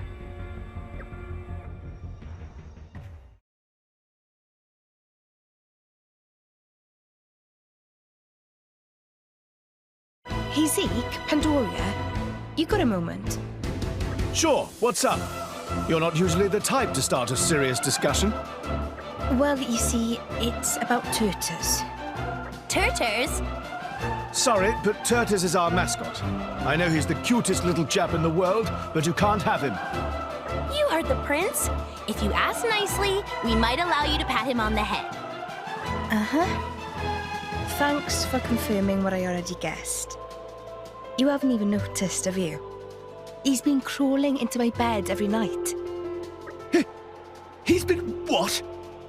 If I'm not super careful, I worry I'm going to crush the little guy in my sleep. But like you say, he's your precious little mascot, yeah? I figured you'd be mad if I hurt him. So it's been keeping me awake the whole damn night. Well, I guess I should apologize on Turtis' behalf. Honestly, weren't you meant to be keeping an eye on him?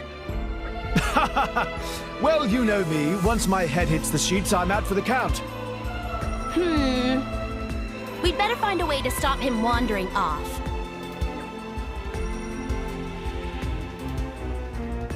He could sleep in my bed. Yeah, that might be the best solution. He used to sleep in my bed back in the day anyway. It'll be fine.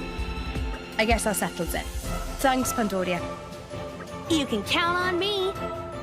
Hang on, though. You said he used to sleep in your bed back in the day. Just how long have you had this turtle? Oh, it hasn't been as long as me and old Princey here, but it's been quite a while, I think. Huh. It's just that he's so small. I always assumed he was pretty young. So what would you do if you grew up to be Dromark-sized? The things that go through that head of yours. Watch it, you. He wouldn't be quite so portable if that were to happen. Right? It got me wondering, would you guys stick together even then? Why, I could ride around on top of Turtis instead. You mean like Nia and Dromark? Yeah, that sounds pretty sweet, right?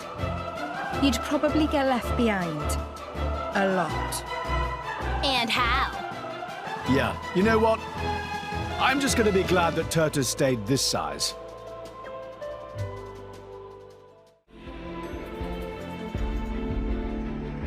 Let's flip this whole issue on its head.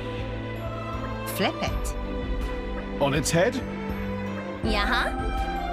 I mean, Turters is one of the gang too, right?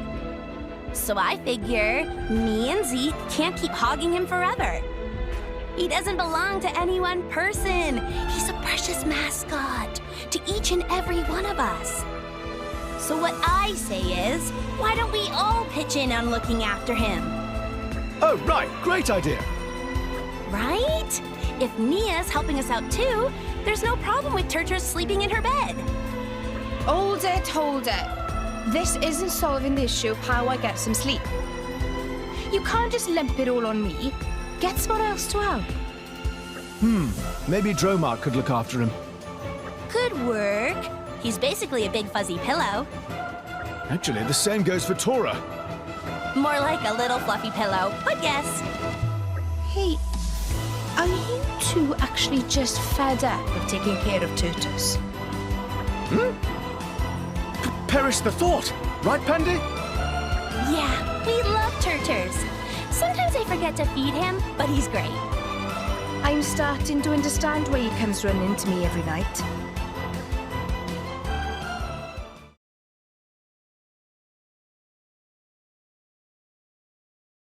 Master Pond was in good mood today. Talked with Poppy 16 times. Poppy also talked with Pyra 31 times today. What are you doing, Poppy? Oh, Bridget, Poppy just writing diary.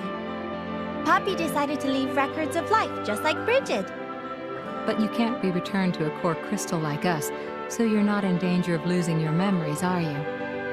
Poppy's body is a very complex device. If important part damaged by attack, memory could be corrupted. Oh, I see.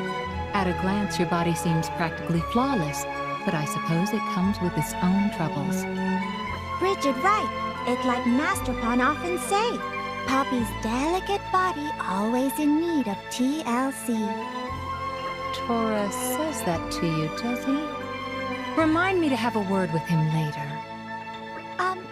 Bridget, can Poppy ask why Bridget cares so much about preserving past memories? Poppy started diary, but never know what to write. Maybe Bridget can help. I don't want to lose myself forever. If Bridget not have diary, no more Bridget? Poppy thought even if Bridget go back to Core Crystal, just need to find new driver, and then Bridget come back. But is that really true? If I were to return to my crystal and remain that way for a long time, by the time I was reawakened, all who knew me could be long gone. If the Bridget who lived through that time no longer exists in my memories, or the memories of others, who's to say that I existed in that time at all? Might be difficult to prove that true. If nobody knows of my existence, I may as well not have existed. That thought, it troubles me. After all, it's the time I spend with those dear to me that makes me who I am. The happy memories, the sad ones, all of them together. Without them, I don't think I would be myself. To lose all of that forever? It would be like denying not only myself, but the people I spent those times with. Master Pawn teach Poppy many things. Poppy not want to forget all that. Master Pawn pour everything into making Poppy. Precisely. So if you hold him dear, a diary filled with memories of him should be just as precious. Because memories are what connect us to others, and to the world we live in. Poppy think Poppy understand. We'll try best to write good diary. We'll fill diary with memories of everyone, even Bridget. That's very kind of you, Poppy. I'm sure your diary will be wonderful.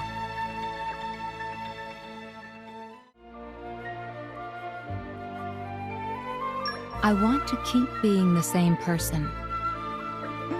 Ma? Bridget is Bridget. Why would Bridget be somebody else?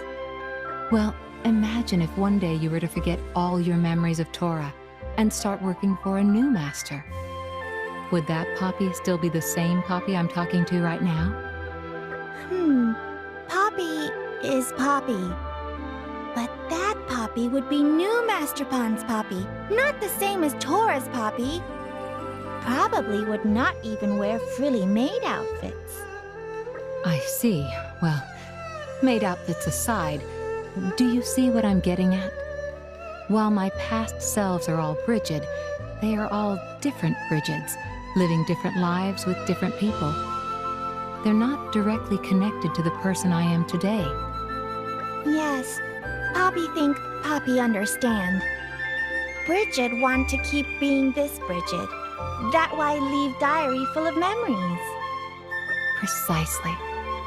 Even if I return to my core crystal and lose my memories, by reading my diary, my new self can hold on to some part of the person I am today. Though, of course, this relies on the assumption that Morodain will pass my diary on to my new self. Bridget, how can Poppy make sure Poppy's diary gets passed down? A good question. Tora isn't the most reliable fellow, is he? Master Pawn would use diary as pillow for naps and for prop up wobbly table. Perhaps you should take the time to think of the best solution to that problem yourself. Not only writing memories every day, but also finding best way to preserve? Diary is quite difficult task.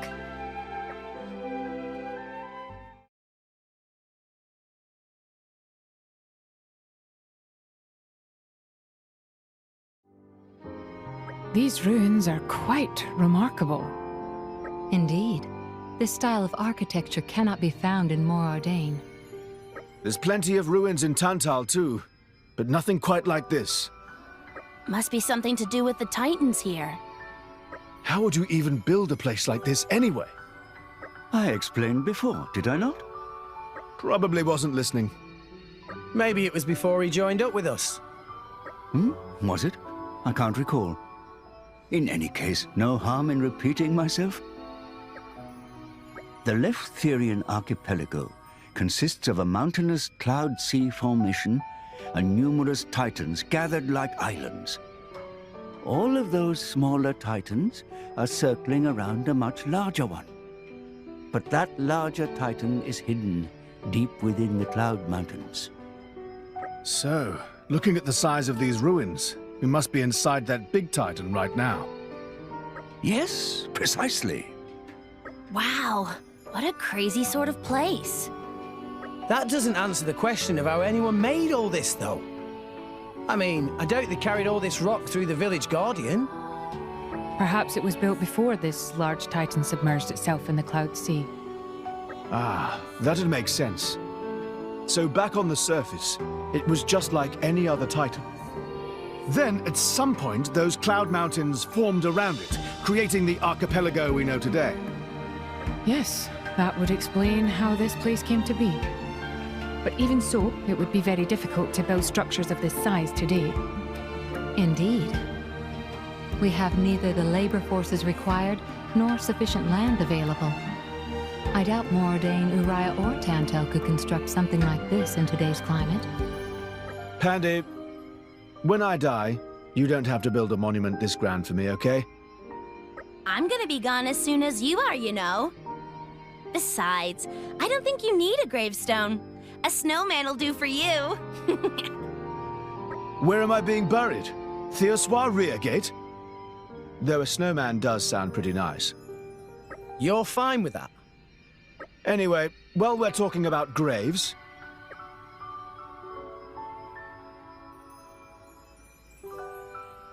Where's your grave gonna be, Rex? My grave? I guess I've never thought about it. You're still pretty young, after all. You calling me old? I guess I'd probably like to be buried alongside my parents in Fonset. How would you fancy here in Elpis? I don't know about that. Yeah, this place is so big and empty. You'd die of loneliness. After he's already dead? I think I'd rather stay close to the people I love. Though it's still pretty weird to think about. Well, that's a nice way of looking at it.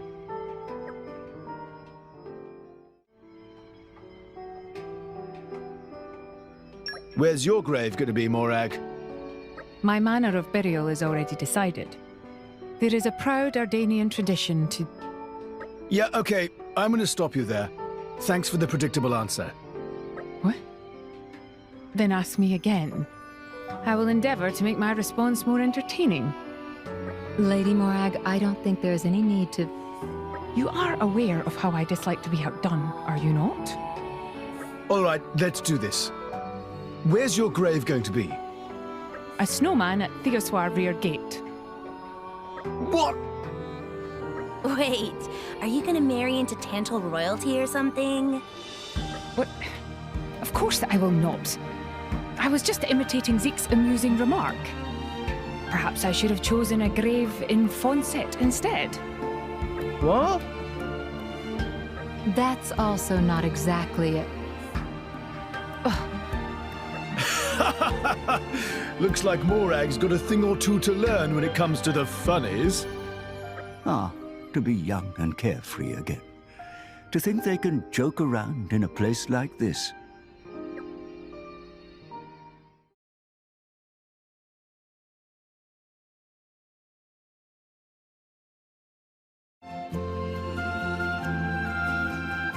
Well, Pyra, did you manage to talk to them? I did. We had a pleasant chat. What did you talk about? Everything that's happened since I met you. And I told them not to worry, because I'm going to do everything in my power to look after you. I'm sorry, what? I can look after myself, thank you very much. I think not. If you go off on your own, you'll just get yourself into trouble. Already bickering like you're a married couple, eh? Hey, Gramps. Couple? But really, I didn't mean to. It was just a joke. Besides, you have to have that sort of mettle to deal with Rex. Come on, Azurda. Cut it out. Anyhow, we've done what we have to here, right? Time we should be getting back. Oh, we're leaving already? Can't we talk for a little more? Oh, we can do that when we get back, can't we? That's true. But the two of us rarely get the opportunity to talk alone like this. I'm not sure you can say alone when we've got Gramps tagging along. Hey, this old fogey getting in the way. You want me to shove off? No one's telling you to shove off, Azurda. Stop being such a child. Youth is a beautiful thing. All right, what was it you wanted to talk about?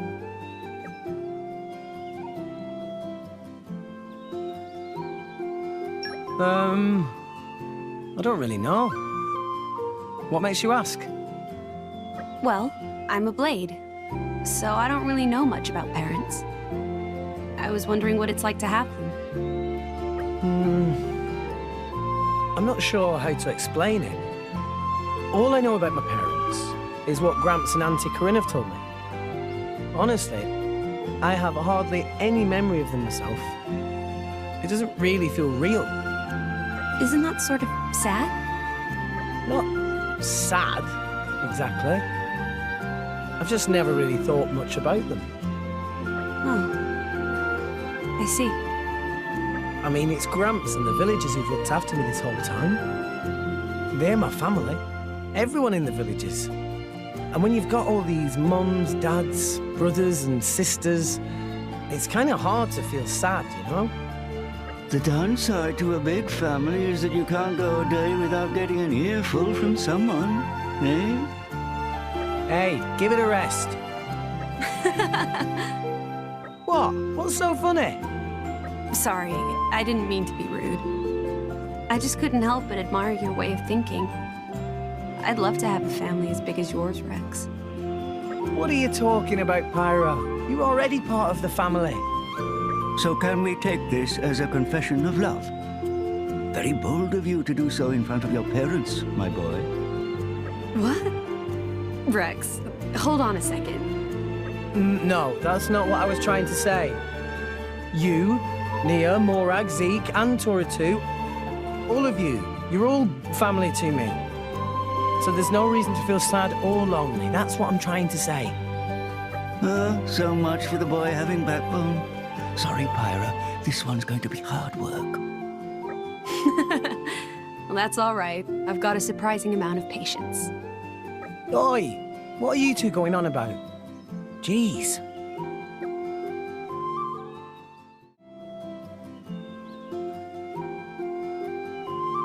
Yeah, I've been sending money back pretty much ever since I left the village to set off to become a salvager. I mean, take a look around. There's nothing here. Trade with other countries doesn't really cut it. And being self-sufficient only goes so far. What I earn is a pittance, but it's better than nothing, I think. But it can't be easy for you, either. Living the way you do. You shouldn't push yourself so hard. I guess. But I can't really leave my family out in the lurch, either. Your family? You mean the villagers? That's right. Everyone in the village is like family to me. I'll do everything in my power to help them. They're all very grateful to Rex for his work. Never thought a mischievous brat like you would grow some backbone. Who are you calling a brat? What? What's so funny? Sorry, I didn't mean to be rude. I just couldn't help but admire your way of thinking. I'd love to have a family as big as yours, Rex. What are you talking about, Pyra?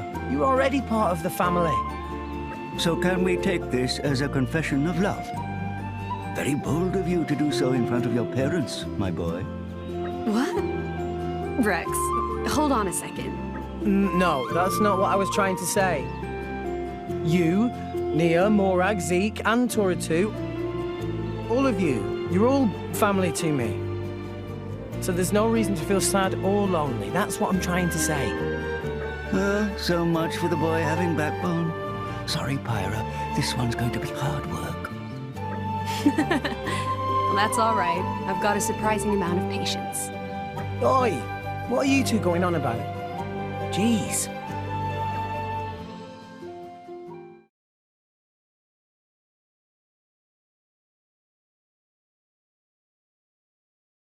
Morag, is our Danian army still digging up Aishma?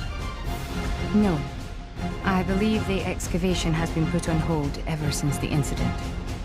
Still many Ardanians here, though. Why not go home to Empire? If we were to leave the site unguarded, Torna could misuse the artifacts again. Even if we were to rebury what has been excavated so far, there's no guarantee the same won't happen. So we're maintaining jurisdiction over the site for the time being. To ensure they don't fall into the wrong hands, we've bolstered the garrison and brought in a Titan battleship, too. Makes much sense. Tora want to check out Aishma. Never seen weapons from Judicium before. Very interesting technology. My apologies, Tora. Our treaty with the Kingdom of Uriah will not allow it. We have agreed not to investigate, research, or use Aishma in any form. Meh. But when you making such promise? At the More Ardain Uriah Summit. More Ardane take big penalty for almost starting war? That's about right, yes.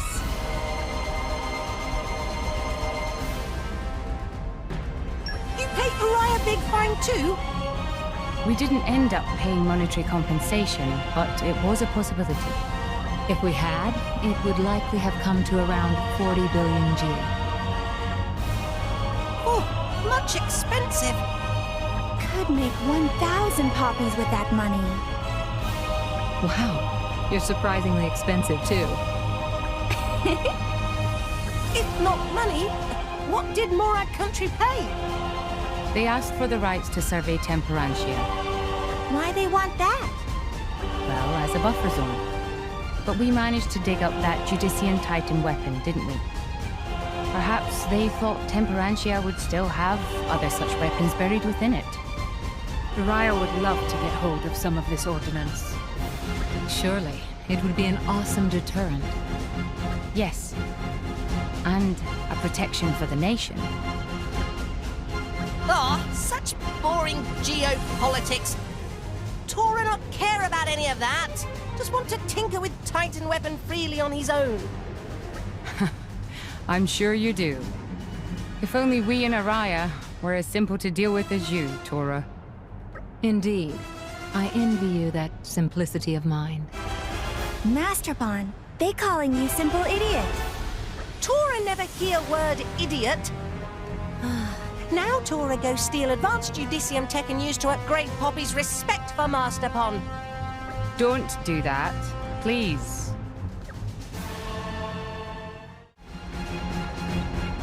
You give Uriah tasty sausages? That's just what Master Pawn would want. If you pay in sausages, how many years' supply it take? About 1 billion years worth, I suppose. You just made up a large number because you couldn't be bothered to calculate, didn't you? What did Morag country pay then? They asked for the rights to survey Temperantia. Why they want that? Well, as a buffer zone. But we managed to dig up that Judician Titan weapon, didn't we? Perhaps they thought Temperantia would still have other such weapons buried within it. Uriah would love to get hold of some of this ordnance. Surely, it would be an awesome deterrent. Yes. And a protection for the nation. Such boring geopolitics. Tora not care about any of that. Just want to tinker with Titan weapon freely on his own. I'm sure you do. If only we in Uriah were as simple to deal with as you, Tora. Indeed. I envy you that simplicity of mind. Master Pawn, they calling you simple idiot. Tora never hear word idiot. Now Tora go steal advanced Judicium tech and use to upgrade Poppy's respect for Masterpon. Don't do that, please.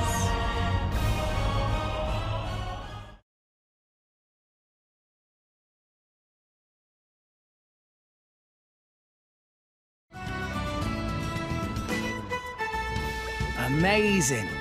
You get a great view of the town from here, eh? Told you so. When the Zekinator says there's a good view, he doesn't lie. Matter of fact, it's the best view in all of Torrigoth. You're not from here, are you, Zeke? You seem to know quite a lot about the place. Well, you see, last time I was here, the old geese at the inn gave me the lowdown. Oh, right. You used to travel all over the place, didn't you? Do you know a lot about other places apart from Gormont, then? Oh, yes. You wouldn't believe some of the things I've seen. But listen, I want you to tell me something. What does this scenery right here make you think of? It's such a big, lively town. Yeah. Sure. But you know, that's just a facade. It's what they want you to see. A facade? Yeah, exactly. Like, you know Gormont's a colony of Morar Dane right now. Well, the only reason the town looks so lively is because Morar Dane has a military base here. Most other settlements in Gormont, everyone's doing hard work like farming and lumberjacking. And most of what they produce, they export to Morar Dane. It's quite a tough life here. A lot of folks are struggling. And it's not just Gormont either. I've seen a good few dark underbellies on my travels, no doubt about it. Did you ever try to help those people out? Ah, so many times. I had it in my head that the Zekinator had the power to fix anything. But fancy sword skills and titles, they aren't much use to most folks. I was trying to save the world alone, but what happened is that reality bit me on the arse. Hey, don't look at it like that. Huh? Sure, maybe you don't have the power to save the whole world right now, but there are definitely people out there that you have helped. Me and Pyra for a start. So Zeke, don't ever give up. Don't forget, you've got some people you can count on now. Yeah, you're right. You really are. I don't know what I was thinking. It's not just the Zekinator now. I've got you guys watching my back. Some of the things I couldn't do back then might even be possible now. Right? So let's keep doing what we can.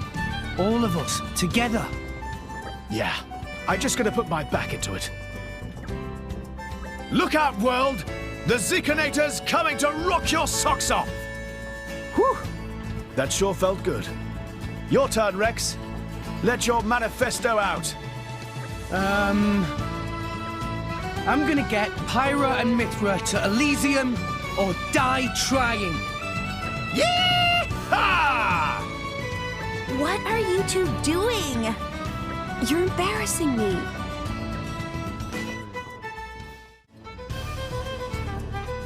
Honestly, I think I prefer Fonset. Fonset's a peaceful village, right? War hasn't really reached it. Yeah, that's right. Problem is, most villages in Ulrest can't say the same. What do you mean exactly? Listen up, chum. What you see on the surface, that's not the whole story. A lot of places that look like they're doing well have a lot of people suffering in the shadows. Even here in Gormont? Sure as. You can see Torrigoth doing great. Same as the other towns where there's an Ardanian army base. But most other settlements in Gormont, they scrape by on hard labor like farming and lumberjacking. And most of what they produce, they export to Morar Dane. It's quite a tough life here. A lot of folks are struggling. And it's not just Gormont either. I've seen a whole bunch of places like this, and they make me realize how powerless I am. Zeke, you aren't powerless. You never stop wanting to help people. Even now, you're thinking about the people who really need your help. Exactly how a future king should think. Hey, don't take the piss. I mean it. I'm all spent just worrying about the people right in front of me. Pyra, Mithra, Nia, Gramps. But it seems like you're always worrying about the wider world. Like people whose names you don't even know. It's something I really admire about you, Zeke. I hope I can learn to care as much as you do. Man, you always know what to say. You're such a focused guy. Grandma said I should pay more attention to the world around me, though. Tell you what then, chum. While you focus on your main goals, I'll keep an eye on the big picture for you. Yeah? I know I can count on you. Damn right you can. Oh, what a pair. I find it really inspiring. Yeah, I'd be lying if I said I wasn't a little inspired.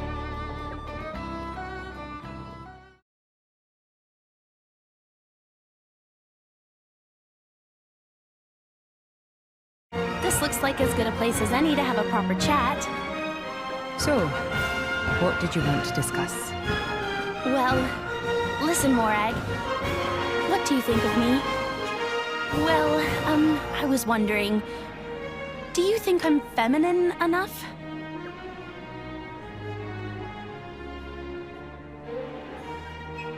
Relax. You're a very lovely young woman. Well, I mean, I'm sure most women look feminine and cute next to you, Morag, but... Are you trying to insult me? No, not at all. Sorry, I'm not good with words. But don't you think I'm kind of plain next to Pyra and Bridget? It's true that the two of them do have a certain healthy vigor about them. Right? Sometimes I feel like I need to up my game a bit when it comes to looks.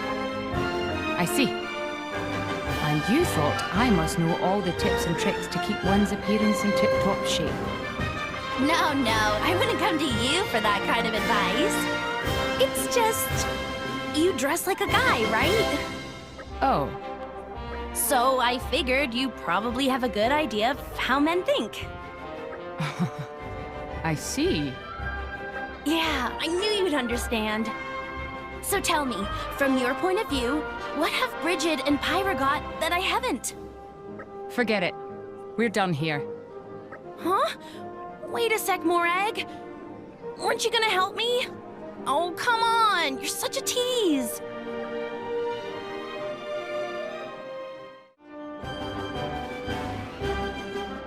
If this is a come-on, I'm very flattered. But you know I'm a woman, right, Pandoria? I must admit, I didn't take you for... well... Oh, Morag, you're so funny. Huh? That's not it at all. I wasn't confessing my love or anything. I just wanted to ask you about my femininity. Really?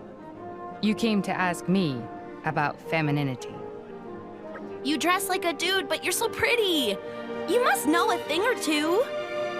Your hair, your skin, your nails, always so on point. Oh, you have better eyes than I gave you credit for. I just noticed that stuff. I'm a girl blade, after all. I see. Sounds like there's some man that you want to notice you, Pandoria. No. Nothing like that. I was just watching you and Bridget and wondered what kind of stuff you do to look so sophisticated. Is that so? No word of a lie. Huh. Both Bridget and myself import elastifying tonic and freshman gel specially from Argentum. Mm-hmm. Titan oil hand cream also comes in very useful. I see. I'll ask Zeke if he can buy some for you too in future. What? No, don't do that. Oh? Let's keep this on the down low, okay? Nobody needs to know.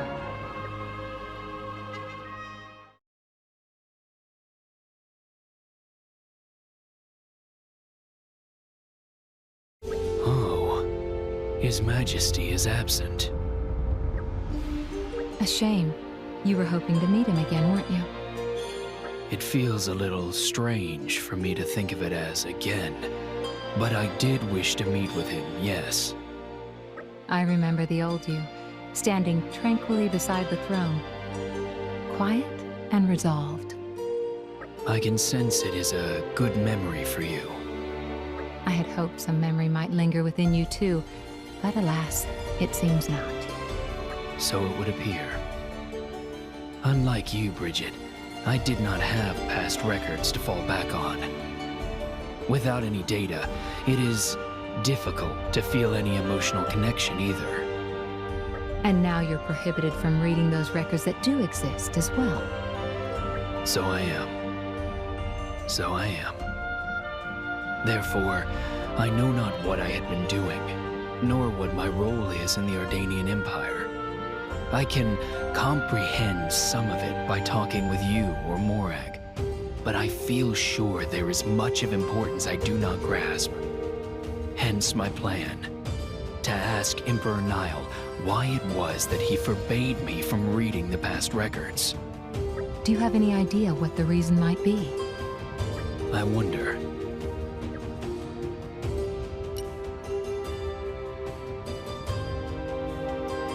From what I hear, it seems I failed to keep the Emperor safe, yes? In which case, might it not mean I have been relieved of the duty to protect His Majesty? That's very pessimistic. You always are too hard on yourself, Aegeon. I think Emperor Nile was hoping you would protect Allrest, and not just him. Rather than keep someone as excellent as you cooped up in Morardain, he preferred to have you contribute to the well-being of the world at large. I see. He thought my knowing my past role in Morardain would hinder that. That's what I think. I see. I may not have been able to meet the Emperor, but just talking to you, Bridget, has given me strength. Always glad to help. For what it's worth, I can't wait for the day when you're back by the side of the throne. Are you worried for him? Maybe somewhat. Anyone can aid the Emperor in his duties, but to keep him safe takes someone truly special. Up until now, I felt secure knowing that His Majesty was protected by myself, Lady Morag, and you. Certainly. The sooner things fall back into place, the better. When all is said and done, I will return to the throne room. You and me both, Bridget. We will help see this through. Right. I'll be counting on you.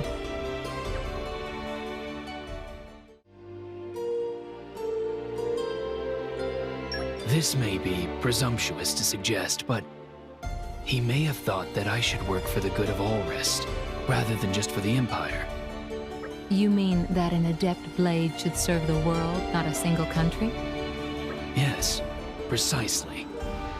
You can be quite brazen sometimes. I was hesitant to say it myself. But I do think you're probably right.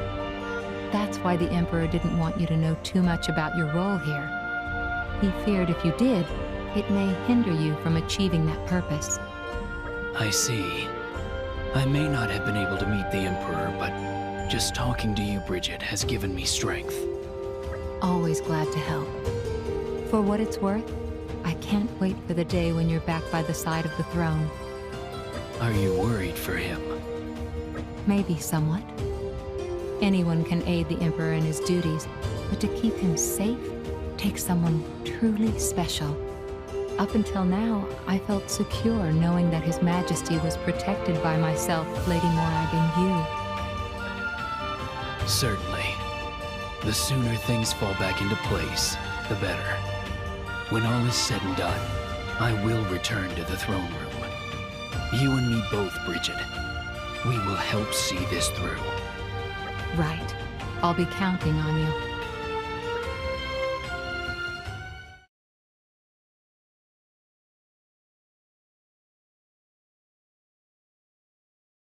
There's a really great view of the whole village from here, right?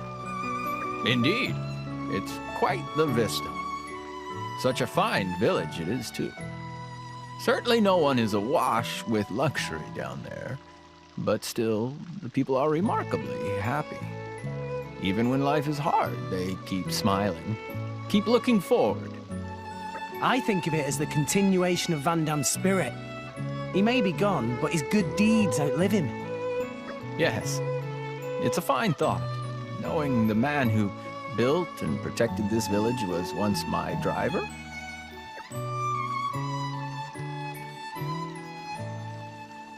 Do you want to hear about Van Damme?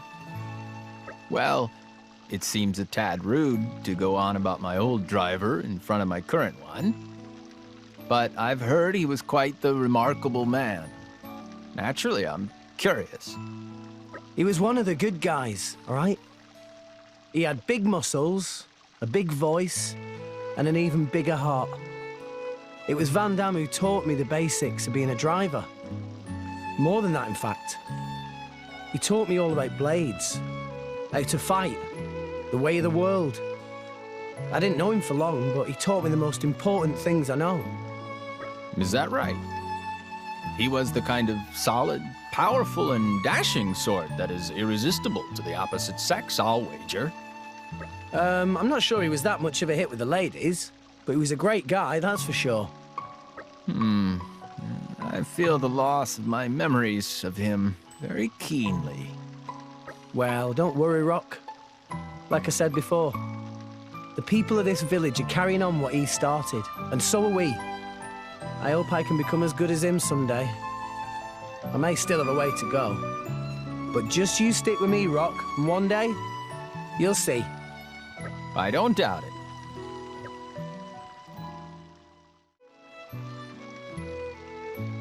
Do you wish you could stay here? I wouldn't say that. After all, it's not like I have any memories of my time in this village. But I believe something lives on here. Something of Van Damme and of myself. When I think about it, I can't help but get a tad sentimental. Yeah, I know what you mean. It's like the village is full of memories. Memories of you, memories of Van Damme. I wonder how he and I used to spend our days. I think you probably both live pretty normal lives, really. Normal? That's right. Van Damme was the everyday sort, you know? I mean, he'd get up in the morning, see to the kids, then he'd just eat a big sausage sandwich. Evenings, he'd drink a beer and chat about what he was up to. Then he'd just get a bit sleepy and go to bed. I think that's what he was trying to build here. A place where people could just live normal lives. I think that's what both of you are always fighting for. Fighting for a normal life. Then perhaps even now, that normal life is what the people of this village hold most dear. Tell me, Rex, would you say Van Damme was a kind person? Kind? I mean, he was straight up with everyone. Maybe even blunt sometimes. But he was a real gentle giant. He'd probably get mad at me for saying it, but I think he was a lot like a father. He's someone that I looked up to. Someone I'd like to be like someday. I can see you hold him in great regard, Rex. I only wish I could have met him myself. He did everything he could to protect us. I bet he's still watching over us from somewhere, even now. Well, in that case, I'd better make sure he always sees me at my best. Yeah, I reckon if we don't live up to his expectations, we'll be in for a right rollicking someday.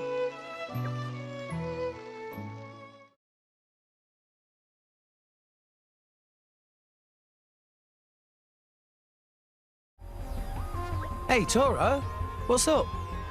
You look a little bit spaced out looking at the view like that. Oh, Rex. Tora was just thinking about when they captured Dadapon. Right. Oh, come to think of it, this was the place where he had to create all those artificial blades. Dadapon always was a bit of a scaredy-pon. Shy. Couldn't do bad thing even when needed to do bad thing. What happened to Dadapon was... Tora?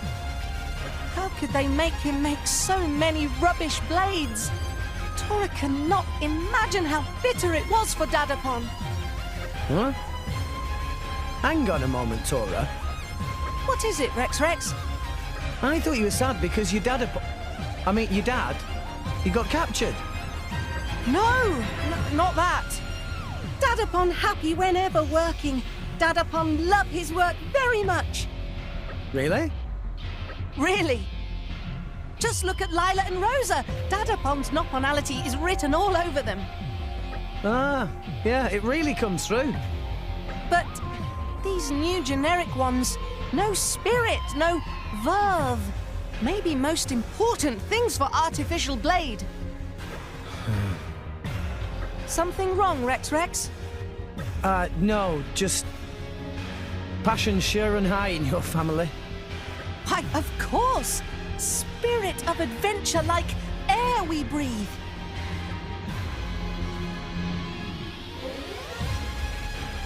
What kind of person was Susu? Susu? My Grandpipon? Poppy interested too. Tell us, Master Pawn. Honestly, Tora not remember much about Grandpipon. Oh. Grandpipon always locked away in lab all by self. Susu make lots of experiments and research? No, usually look at photo books of blades. Grandpipon real stickler for appearance and mannerisms of creations. Grandpipon really hung up on details. What kind of details, Tora? This not sound very scientific, Master Pawn. On contrary, because of Grandpipon's book-looking, Poppy is Blade she is today. Grandpipon worked very hard to get style and poise just right.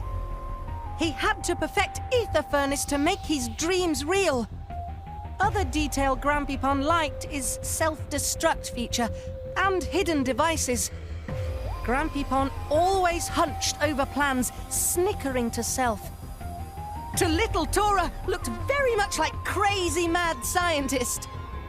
But I guess when he invented the Ether Furnace, his drive and passion paid off. There's a lot of talent in your family, Tora. No doubt about it. Poppy's a walking testament to his genius. Poppy experiencing very complex emotion right now.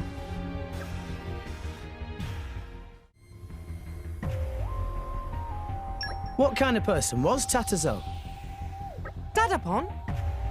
Poppy also want to hear about Master Pawn's Dadapon. Dadapon quite an introvert Nopon, not expert in communication. Tatazo always busy with research? Yes, every day full of research, from morning to night. At graduation party, was very lonely, not many friends to talk to. But brave enough to ask my Mamapon to dance. Very lucky for Tora. This how Tora get born. Mamapon said Dadapon was so true to self, couldn't say no to him. That's really heartwarming. Master Pawn, where is your Mamapon now? In end, said Dadapon was too true to self. So Mamapon went away. So, it's like they got together and broke up for the same reason. Grandpipon and Dadapon always together, working on artificial blades. Never spend any time with Mamapon. Make her unhappy. This makes sense to Poppy. Poppy have same problem with Master Pawn sometimes. Sorry, but there no other way. Very busy making dreams real, living life to max. That what Dadapon always say, but always get very sad when Tora ask him about it. When Mamapon left, Dadapon eat and drink like wild beast for 3 days to try to fix sadness. That not sound too healthy. Poppy must make sure Master Pawn never get that sad, ever. Seems that your dad made a lot of sacrifices for his work. But it was those sacrifices that made Poppy a reality. I guess we have to be grateful for that. This give Poppy a funny feeling in Ether Furnace. Thanks for sharing, Master Pawn. Oh, Poppy, that nice of you to say. Funny not always mean good, Master Pawn. Excuse Tora.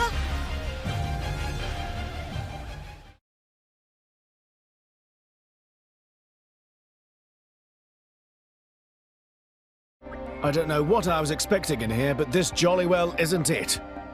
Tora surprised too.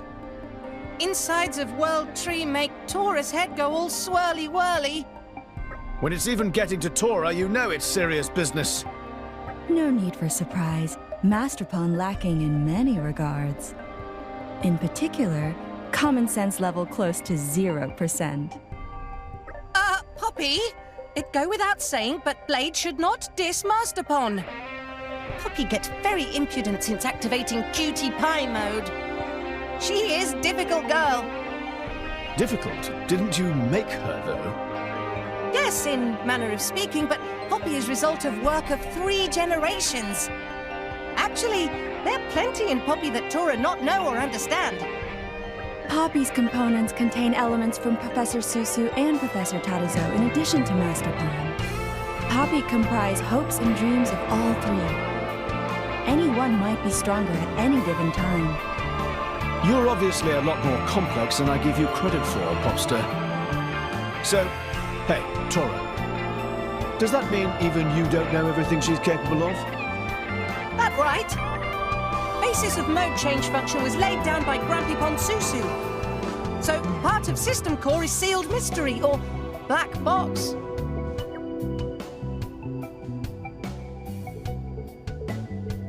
Can't you, like, investigate? Unfortunately, no. Even Dadapon not able to fathom what's going on in there. That because the box have note on it saying, "Do not open." The box? I thought black box was some kind of fancy engineer term or something. You want to see? So, the box is in Poppy's stomach or something. Why don't we open it and see? No way! That might activate self-destruct mode of Poppy! Self-destruct? You can actually do that? Of course. Grampy Pon thought self-destruct was Hero's most daring and noble act. So, best not tamper. Your Grampy Pon had some very strange ideas, Tora. Are you okay with that, Poppy? Having a bloody great bomb in your stomach, I mean? Oh yes, no problem. Bomb is comparatively safe next to Poppy's other functions. Meh, what happened? Zeke? Master Pawn? Why you suddenly make selves far from Poppy?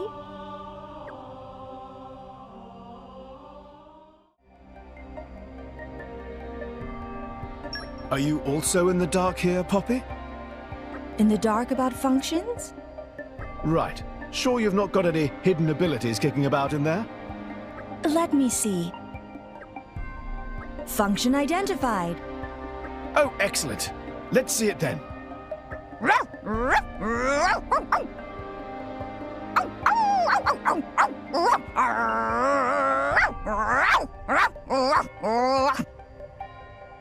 What's going on? Dog mode. Poppy! That mode is only for Park. Tora sealed dog mode so people not think Tora's some kind of weirdo. Yeah, that is more than a little bit weird. I mean, come on, Tora. Why don't you just get a real dog? Tora not have time for real dogs. Anyhow, Poppy, surely that's not the only ability you've got. You don't have any hidden function we could use for battle or exploring, something like that. Even without Tora, you must be able to do a bit of digging around in that black box of yours, no? Negative. Negative?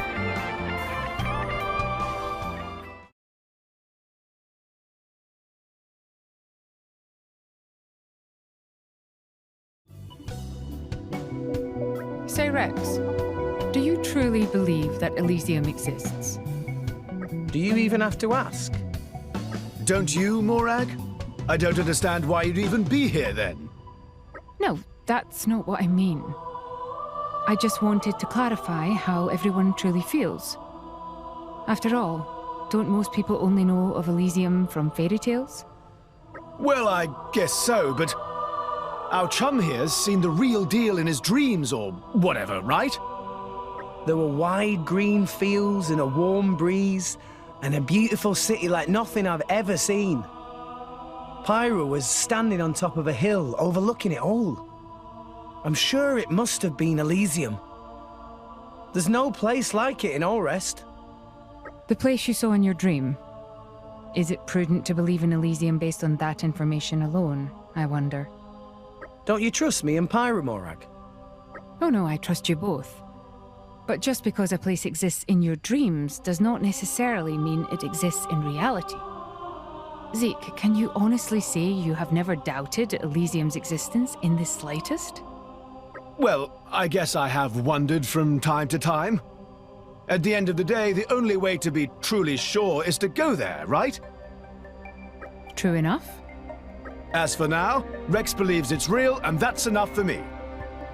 Aw, Zeke.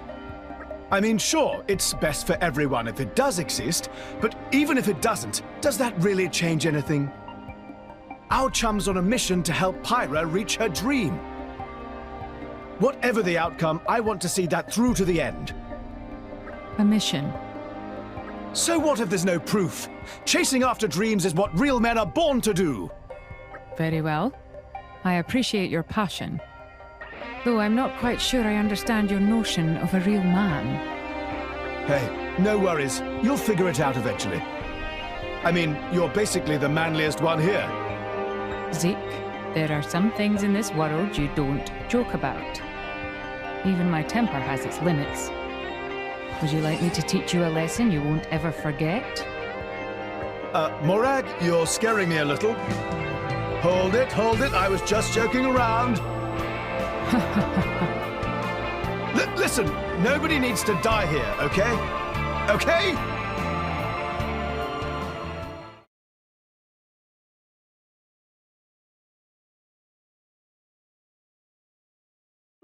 Coming to this place always calms me right down.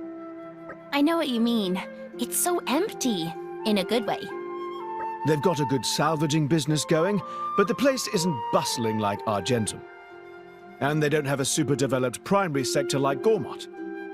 If you just want to live out your days in peace, there's really no better place. You talk like an old man sometimes. What do you think, Morag? I would like to live here a while. Oh, wasn't expecting that from you. Seeing such hospitality has been a refreshing experience for me. It's lovely to learn how the common folk live. I quite agree. It's very different from staying at a city inn. I guess you two are used to the high life, huh? Are you so different yourself? Since we left Tonto, we've been spending a lot of our nights roughing it up outdoors, huh? Sure have. It was pretty tough when we were camping out, waiting for you lot in Oriah and Morardane. Always on our toes, thinking you might show up at any moment. Yeah, I don't miss those hungry camping days. We came pretty close to eating turters. Let's not talk about that, it's painful to remember. Waiting in the port here was pretty all right, though? Yeah, we could rest up in the ship at least. It sounds like you've been through a lot. Stakeouts are one experience I would rather avoid. Anyway, that's enough about the past. There was something I wanted to ask you, Morag. You've seen how smashing this place is, right? I'm just worried that Morardane and Uriah might wind up fighting over it or something. Not anytime soon, I should hope. If either nation were to make a move on these islands, it would be tantamount to a declaration of war. Morardane, at least, has no desire for such conflict. Ah, right. Well, that's pretty reassuring, at least. Why are you so invested in the fate of these islands, anyway?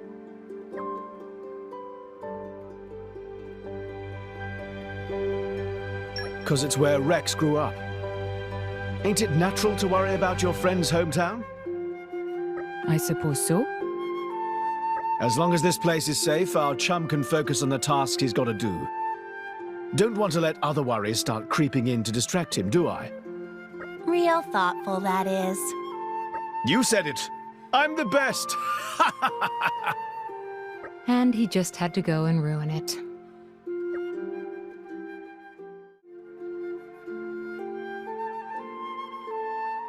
Because there's no place like it in Ulrest. That's quite the grand statement. I reckon an environment like this is the only place a chap like Rex could grow up. Oh? Like if a kid grows up in Alba Cavendish. He's going to want to join the army, right?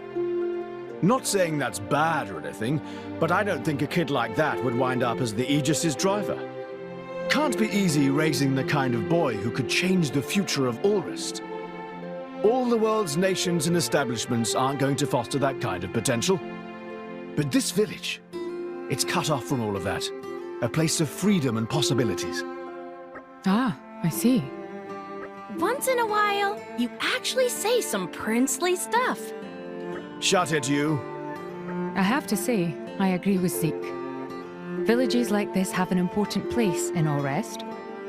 We must do our utmost to keep them all from harm.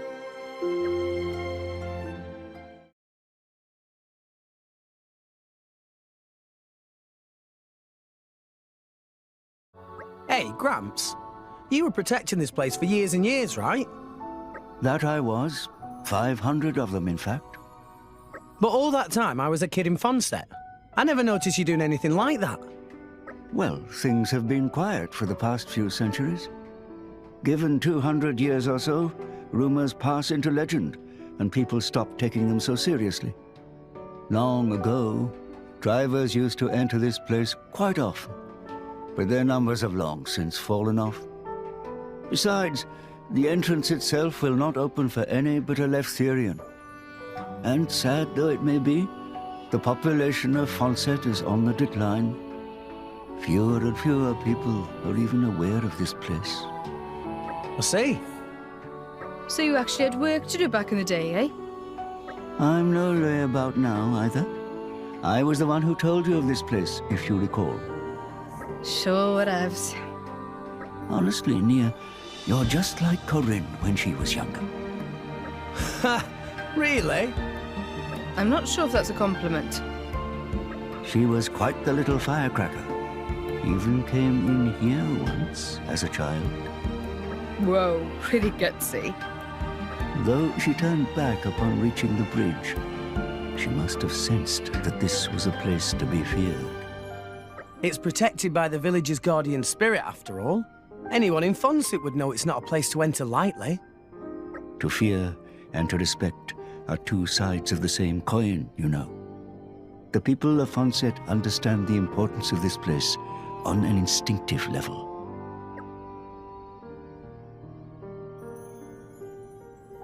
Only thanks to you, Gramps. You've been protecting this place for centuries, right? I think it's probably thanks to you that the villagers have such powerful respect for the village guardian. Yeah, you can't have respect without someone to keep it alive. If it were not for the Titan Azurta, this place may truly have been forgotten by the world completely.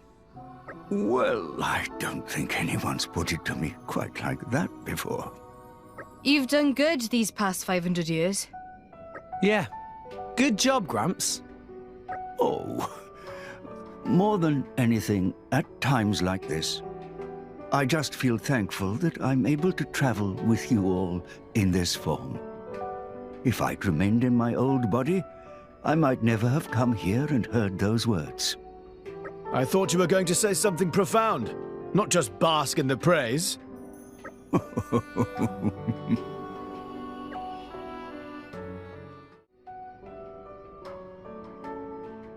How would outsiders feel about it?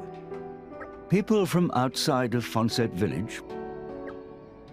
None have entered in recent years, but 400 years ago, visitors did sometimes venture in here with Fonset youths. It seems people from outside see this place as little more than another ruin to be explored. I tried to talk them out of entering, but they never appreciated my words. Still, I didn't feel it was right to stop them by force. They stood precious little chance of reaching the end at any rate. Thus it was that many adventurers entered, never to return. I dare say their sacrifice also contributed to the healthy respect the villagers now hold for this place. Yeah. You don't treat a ruin lightly when folks go in and never come out. I don't doubt that that is indeed a part of it. You've been watching for 500 years as all this stuff happened, right? I guess that must have been tough going. Sorry for being all disrespectful and stuff before. No need to apologize, Nia. We're all quite used to your foul mouth at this point. And we know you have a kind heart underneath. I want to make a snappy comeback, but that would ruin my apology.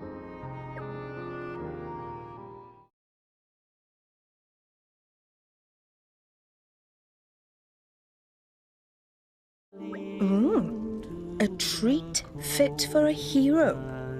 Snack time already, Nia? Spot anything interesting? Nice one, Nia. You sniffed out a pretty cushy place. You know, this was the great hero Adam's favorite food. They say it uses an authentic mix of spices passed down for 500 years. Tantal is pretty damn cold. Stands to reason that Adam would like food with a bit of kick to it, eh? Kick? Adam was into spicy stuff. Heroes have strange tastes. Rather rude, don't you think? Spicy food is delicious. Don't tell me you're some kind of namby-pamby when it comes to heat. And what would be the problem with that? For all your tough facade, you really are just a little kid, ain't you? Oh, you watch it, Shellhead. You're asking for a fight. Hey, no need to get your ears ruffled. I'm going to get some for you, and you'll see how wrong you are. Mithra? You want some too? Huh? What's up? Well, you see, Adam didn't like spicy food either. What? Huh?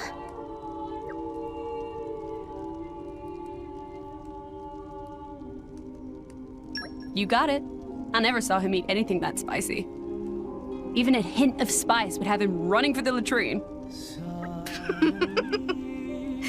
So Adam had a little kid's tastes too. You're kidding me. You can't tell me stories like that. I grew up idolizing Adam, and now I can't get that image out of my head. Hey, Mithra, do you have any other funny stories? Funny stories? I wonder if I can remember anything. So, like, what was Adam's real favorite food? Well, that would be pan-fried tartare. Just like Rex? Yeah. Adam would just light up at the sight of it. It really sounds like the great hero was just a big kid when it came to food. Anything else? Stop! Stop! I can't take any more! Can you please leave at least some of my admiration for him untainted? What do you care? Adam was just a guy like anyone else. Look who's a big kid now, Shellhead. You are, Sneer. You're loving this, aren't you? Damn it. I'm going to have to reread Adam, the great hero, to scrub my mind.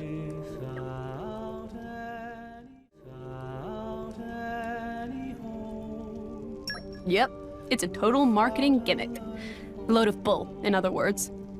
Bloody liars, the cheek of it. Steady on just a second, chaps. It's not definite that they're lying. Huh? Even if this wasn't Adam's favorite food, you've still got to hand it to them. Keeping 500-year-old traditions alive is a pretty noble thing. So what if they did exaggerate? You know, maybe Adam had a bite when Mithra wasn't looking and thought, this is jolly tasty. No need to get so worked up, Shellhead. Who's worked up? It's nothing to me. I'm just saying, don't go around calling ancient recipes a lie for no reason. Okay. I see what's going on here. I have a sneaking suspicion that this might be Zeke's favorite food. What? Oh, is it your favorite because you believe their shtick about Adam? Ugh. Busted! Is that why you took it to heart? You're like a little kid. What's wrong with that? I grew up believing this was Adam's favorite food. It's been enchanting kids for 500 years now. I'm not going to let the words of one blade take that away. Sure, but that still doesn't change the fact that Adam didn't like spicy food. He'd never eat this stuff of his own volition. Ah! You're shattering my image of him, my precious childhood innocence. I don't believe anyone or anything anymore. Don't be like that, Shellhead. Cheer up. I'll buy you an ember cake.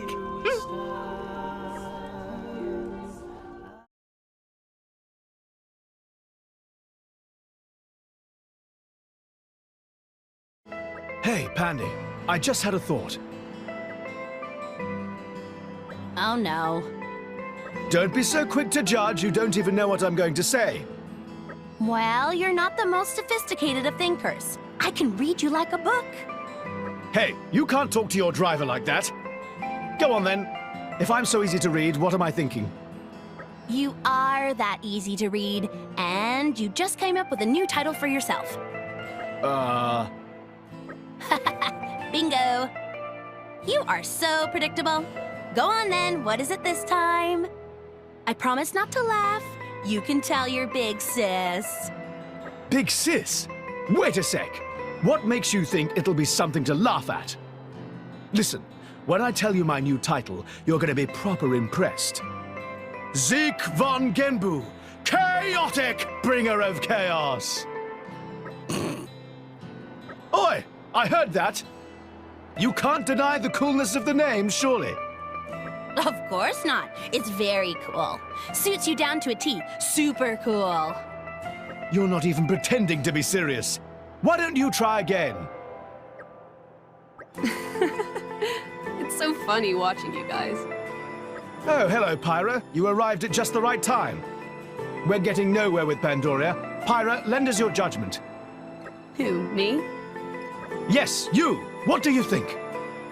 Zeke von Genbu, chaotic bringer of chaos.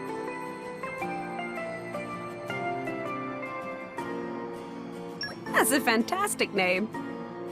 Right, obviously. I knew you'd know what's what. No need to worry about hurting his feelings, Pyra. You can be honest. I am being honest. I think it's a very creative name. Huh? No way! You're kidding, right? Finally, somebody who actually understands. At least someone does. Go on, Pyra. You need a title as well. Huh? Me? Yes, something that really captures the spirit of who you are. Steady on, my prince. Pyra doesn't want a stupid name. Okay. Lay it on me, Zeke. Give me that title. Someone's gotten carried away. Right then. From now on, Pyra, you shall be... Pyra von Aegis, Omen of Retribution. Pyra von Aegis, Omen of Retribution? Really, Pyra? If you don't like it, you should have just said so. I love it.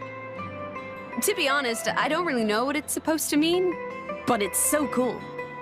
What on all rest is going on? These two are incorrigible. Right, just like I thought, Pyra gets me. In fact, maybe you should just be my blade. I think I'm good, thanks. Huh? You're very amusing, Zeke, but drivers need to be a lot more than amusing. What? You're going to need an ice art for that burn. That was worth the wait. It's gonna take him some time to recover.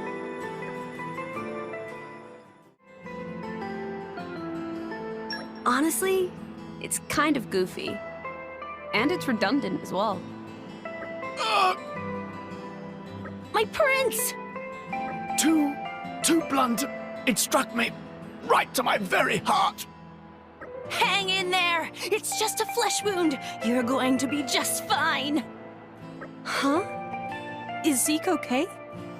No. Remember me well, friends. What? I'm so sorry. I didn't mean... I just let my thoughts spill out of my mouth without thinking. My prince! What's happening? Should I get help? Pyra, you monster! You're killing him here! Who would have known that Pyra could be so deeply cruel? That wasn't my intention at all. I'm sorry. I just thought that the joke wasn't up to your usual standard. Ah! My prince! A mortal blow! It's going to take him some time to recover from that.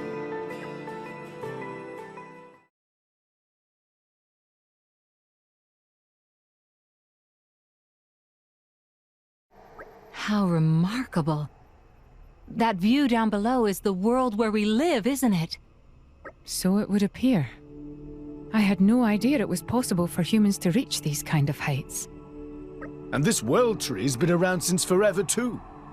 I'm not sure I can keep up with what we're finding out here. Hey, Prince, look! Over down there! What is it? You see something? Look, right over there! It's Genbu! That's gotta be Genbu! Seriously? Wow, you're right! That does look like Tantal. What are you talking about? Of course we can't see Tantal from all the way up here. We totally can, though! Come over and take a look!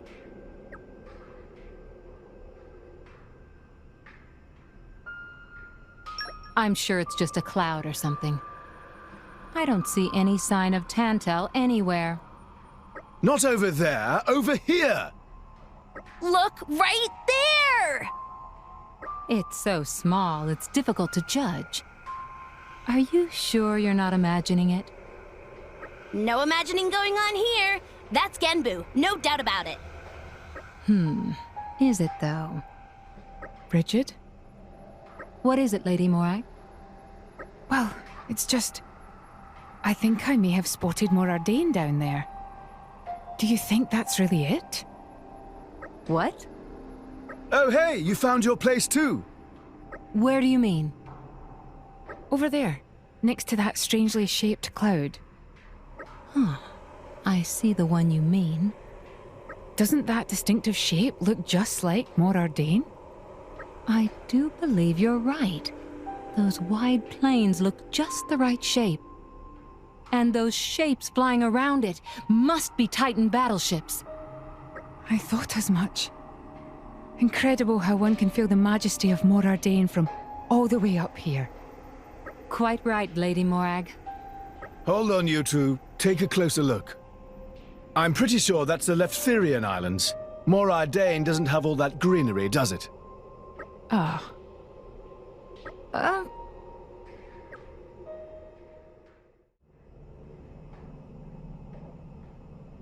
Frankly, I'm not interested. Oh, come on! You're no fun! We've come all the way to a crazy place like this. The least you can do is enjoy yourself a bit. I'm in the wrong here. Might I remind you, we did not come here to have fun. Everyone needs to let their hair down once in a while, Bridget. Lady Morag. Myself, I have already spotted the Leftherian archipelago. What? Those tiny little islands? Well, what do you know? Morag's really getting into this. Come on, Prince! We can't let her beat us! No chance of that. Take a look over there. Huh? I can't see anything. Look real close. There's a tiny dot right there, see? I'm pretty sure that's Goldmouth, the Argentum HQ. Goldmouth? Are you certain? Where is this dot? I'm not seeing anything. Yes, that must be Goldmouth. I'm sure of it. You can see it, Lady Morag? Bridget, we must find something new ourselves, else I fear we have lost. When did this become a competition? If that is Goldmouth, would that be the maelstrom next to it? Well, I suppose it could be. Oh, look down there, Bridget. The Nopon sailors on board the maelstrom are waving to us. Morag, I think you might be pushing it a bit with that one. I tell you no lie. I saw it with my own eyes. Seriously? Lady Morag, I think you may just be seeing Tora's reflection in the window. No, you're wrong. I'm certain it was the crew of the maelstrom. Well, that was a bunch of fun. Yeah, if I learned one thing today, it's that Morag hates to lose.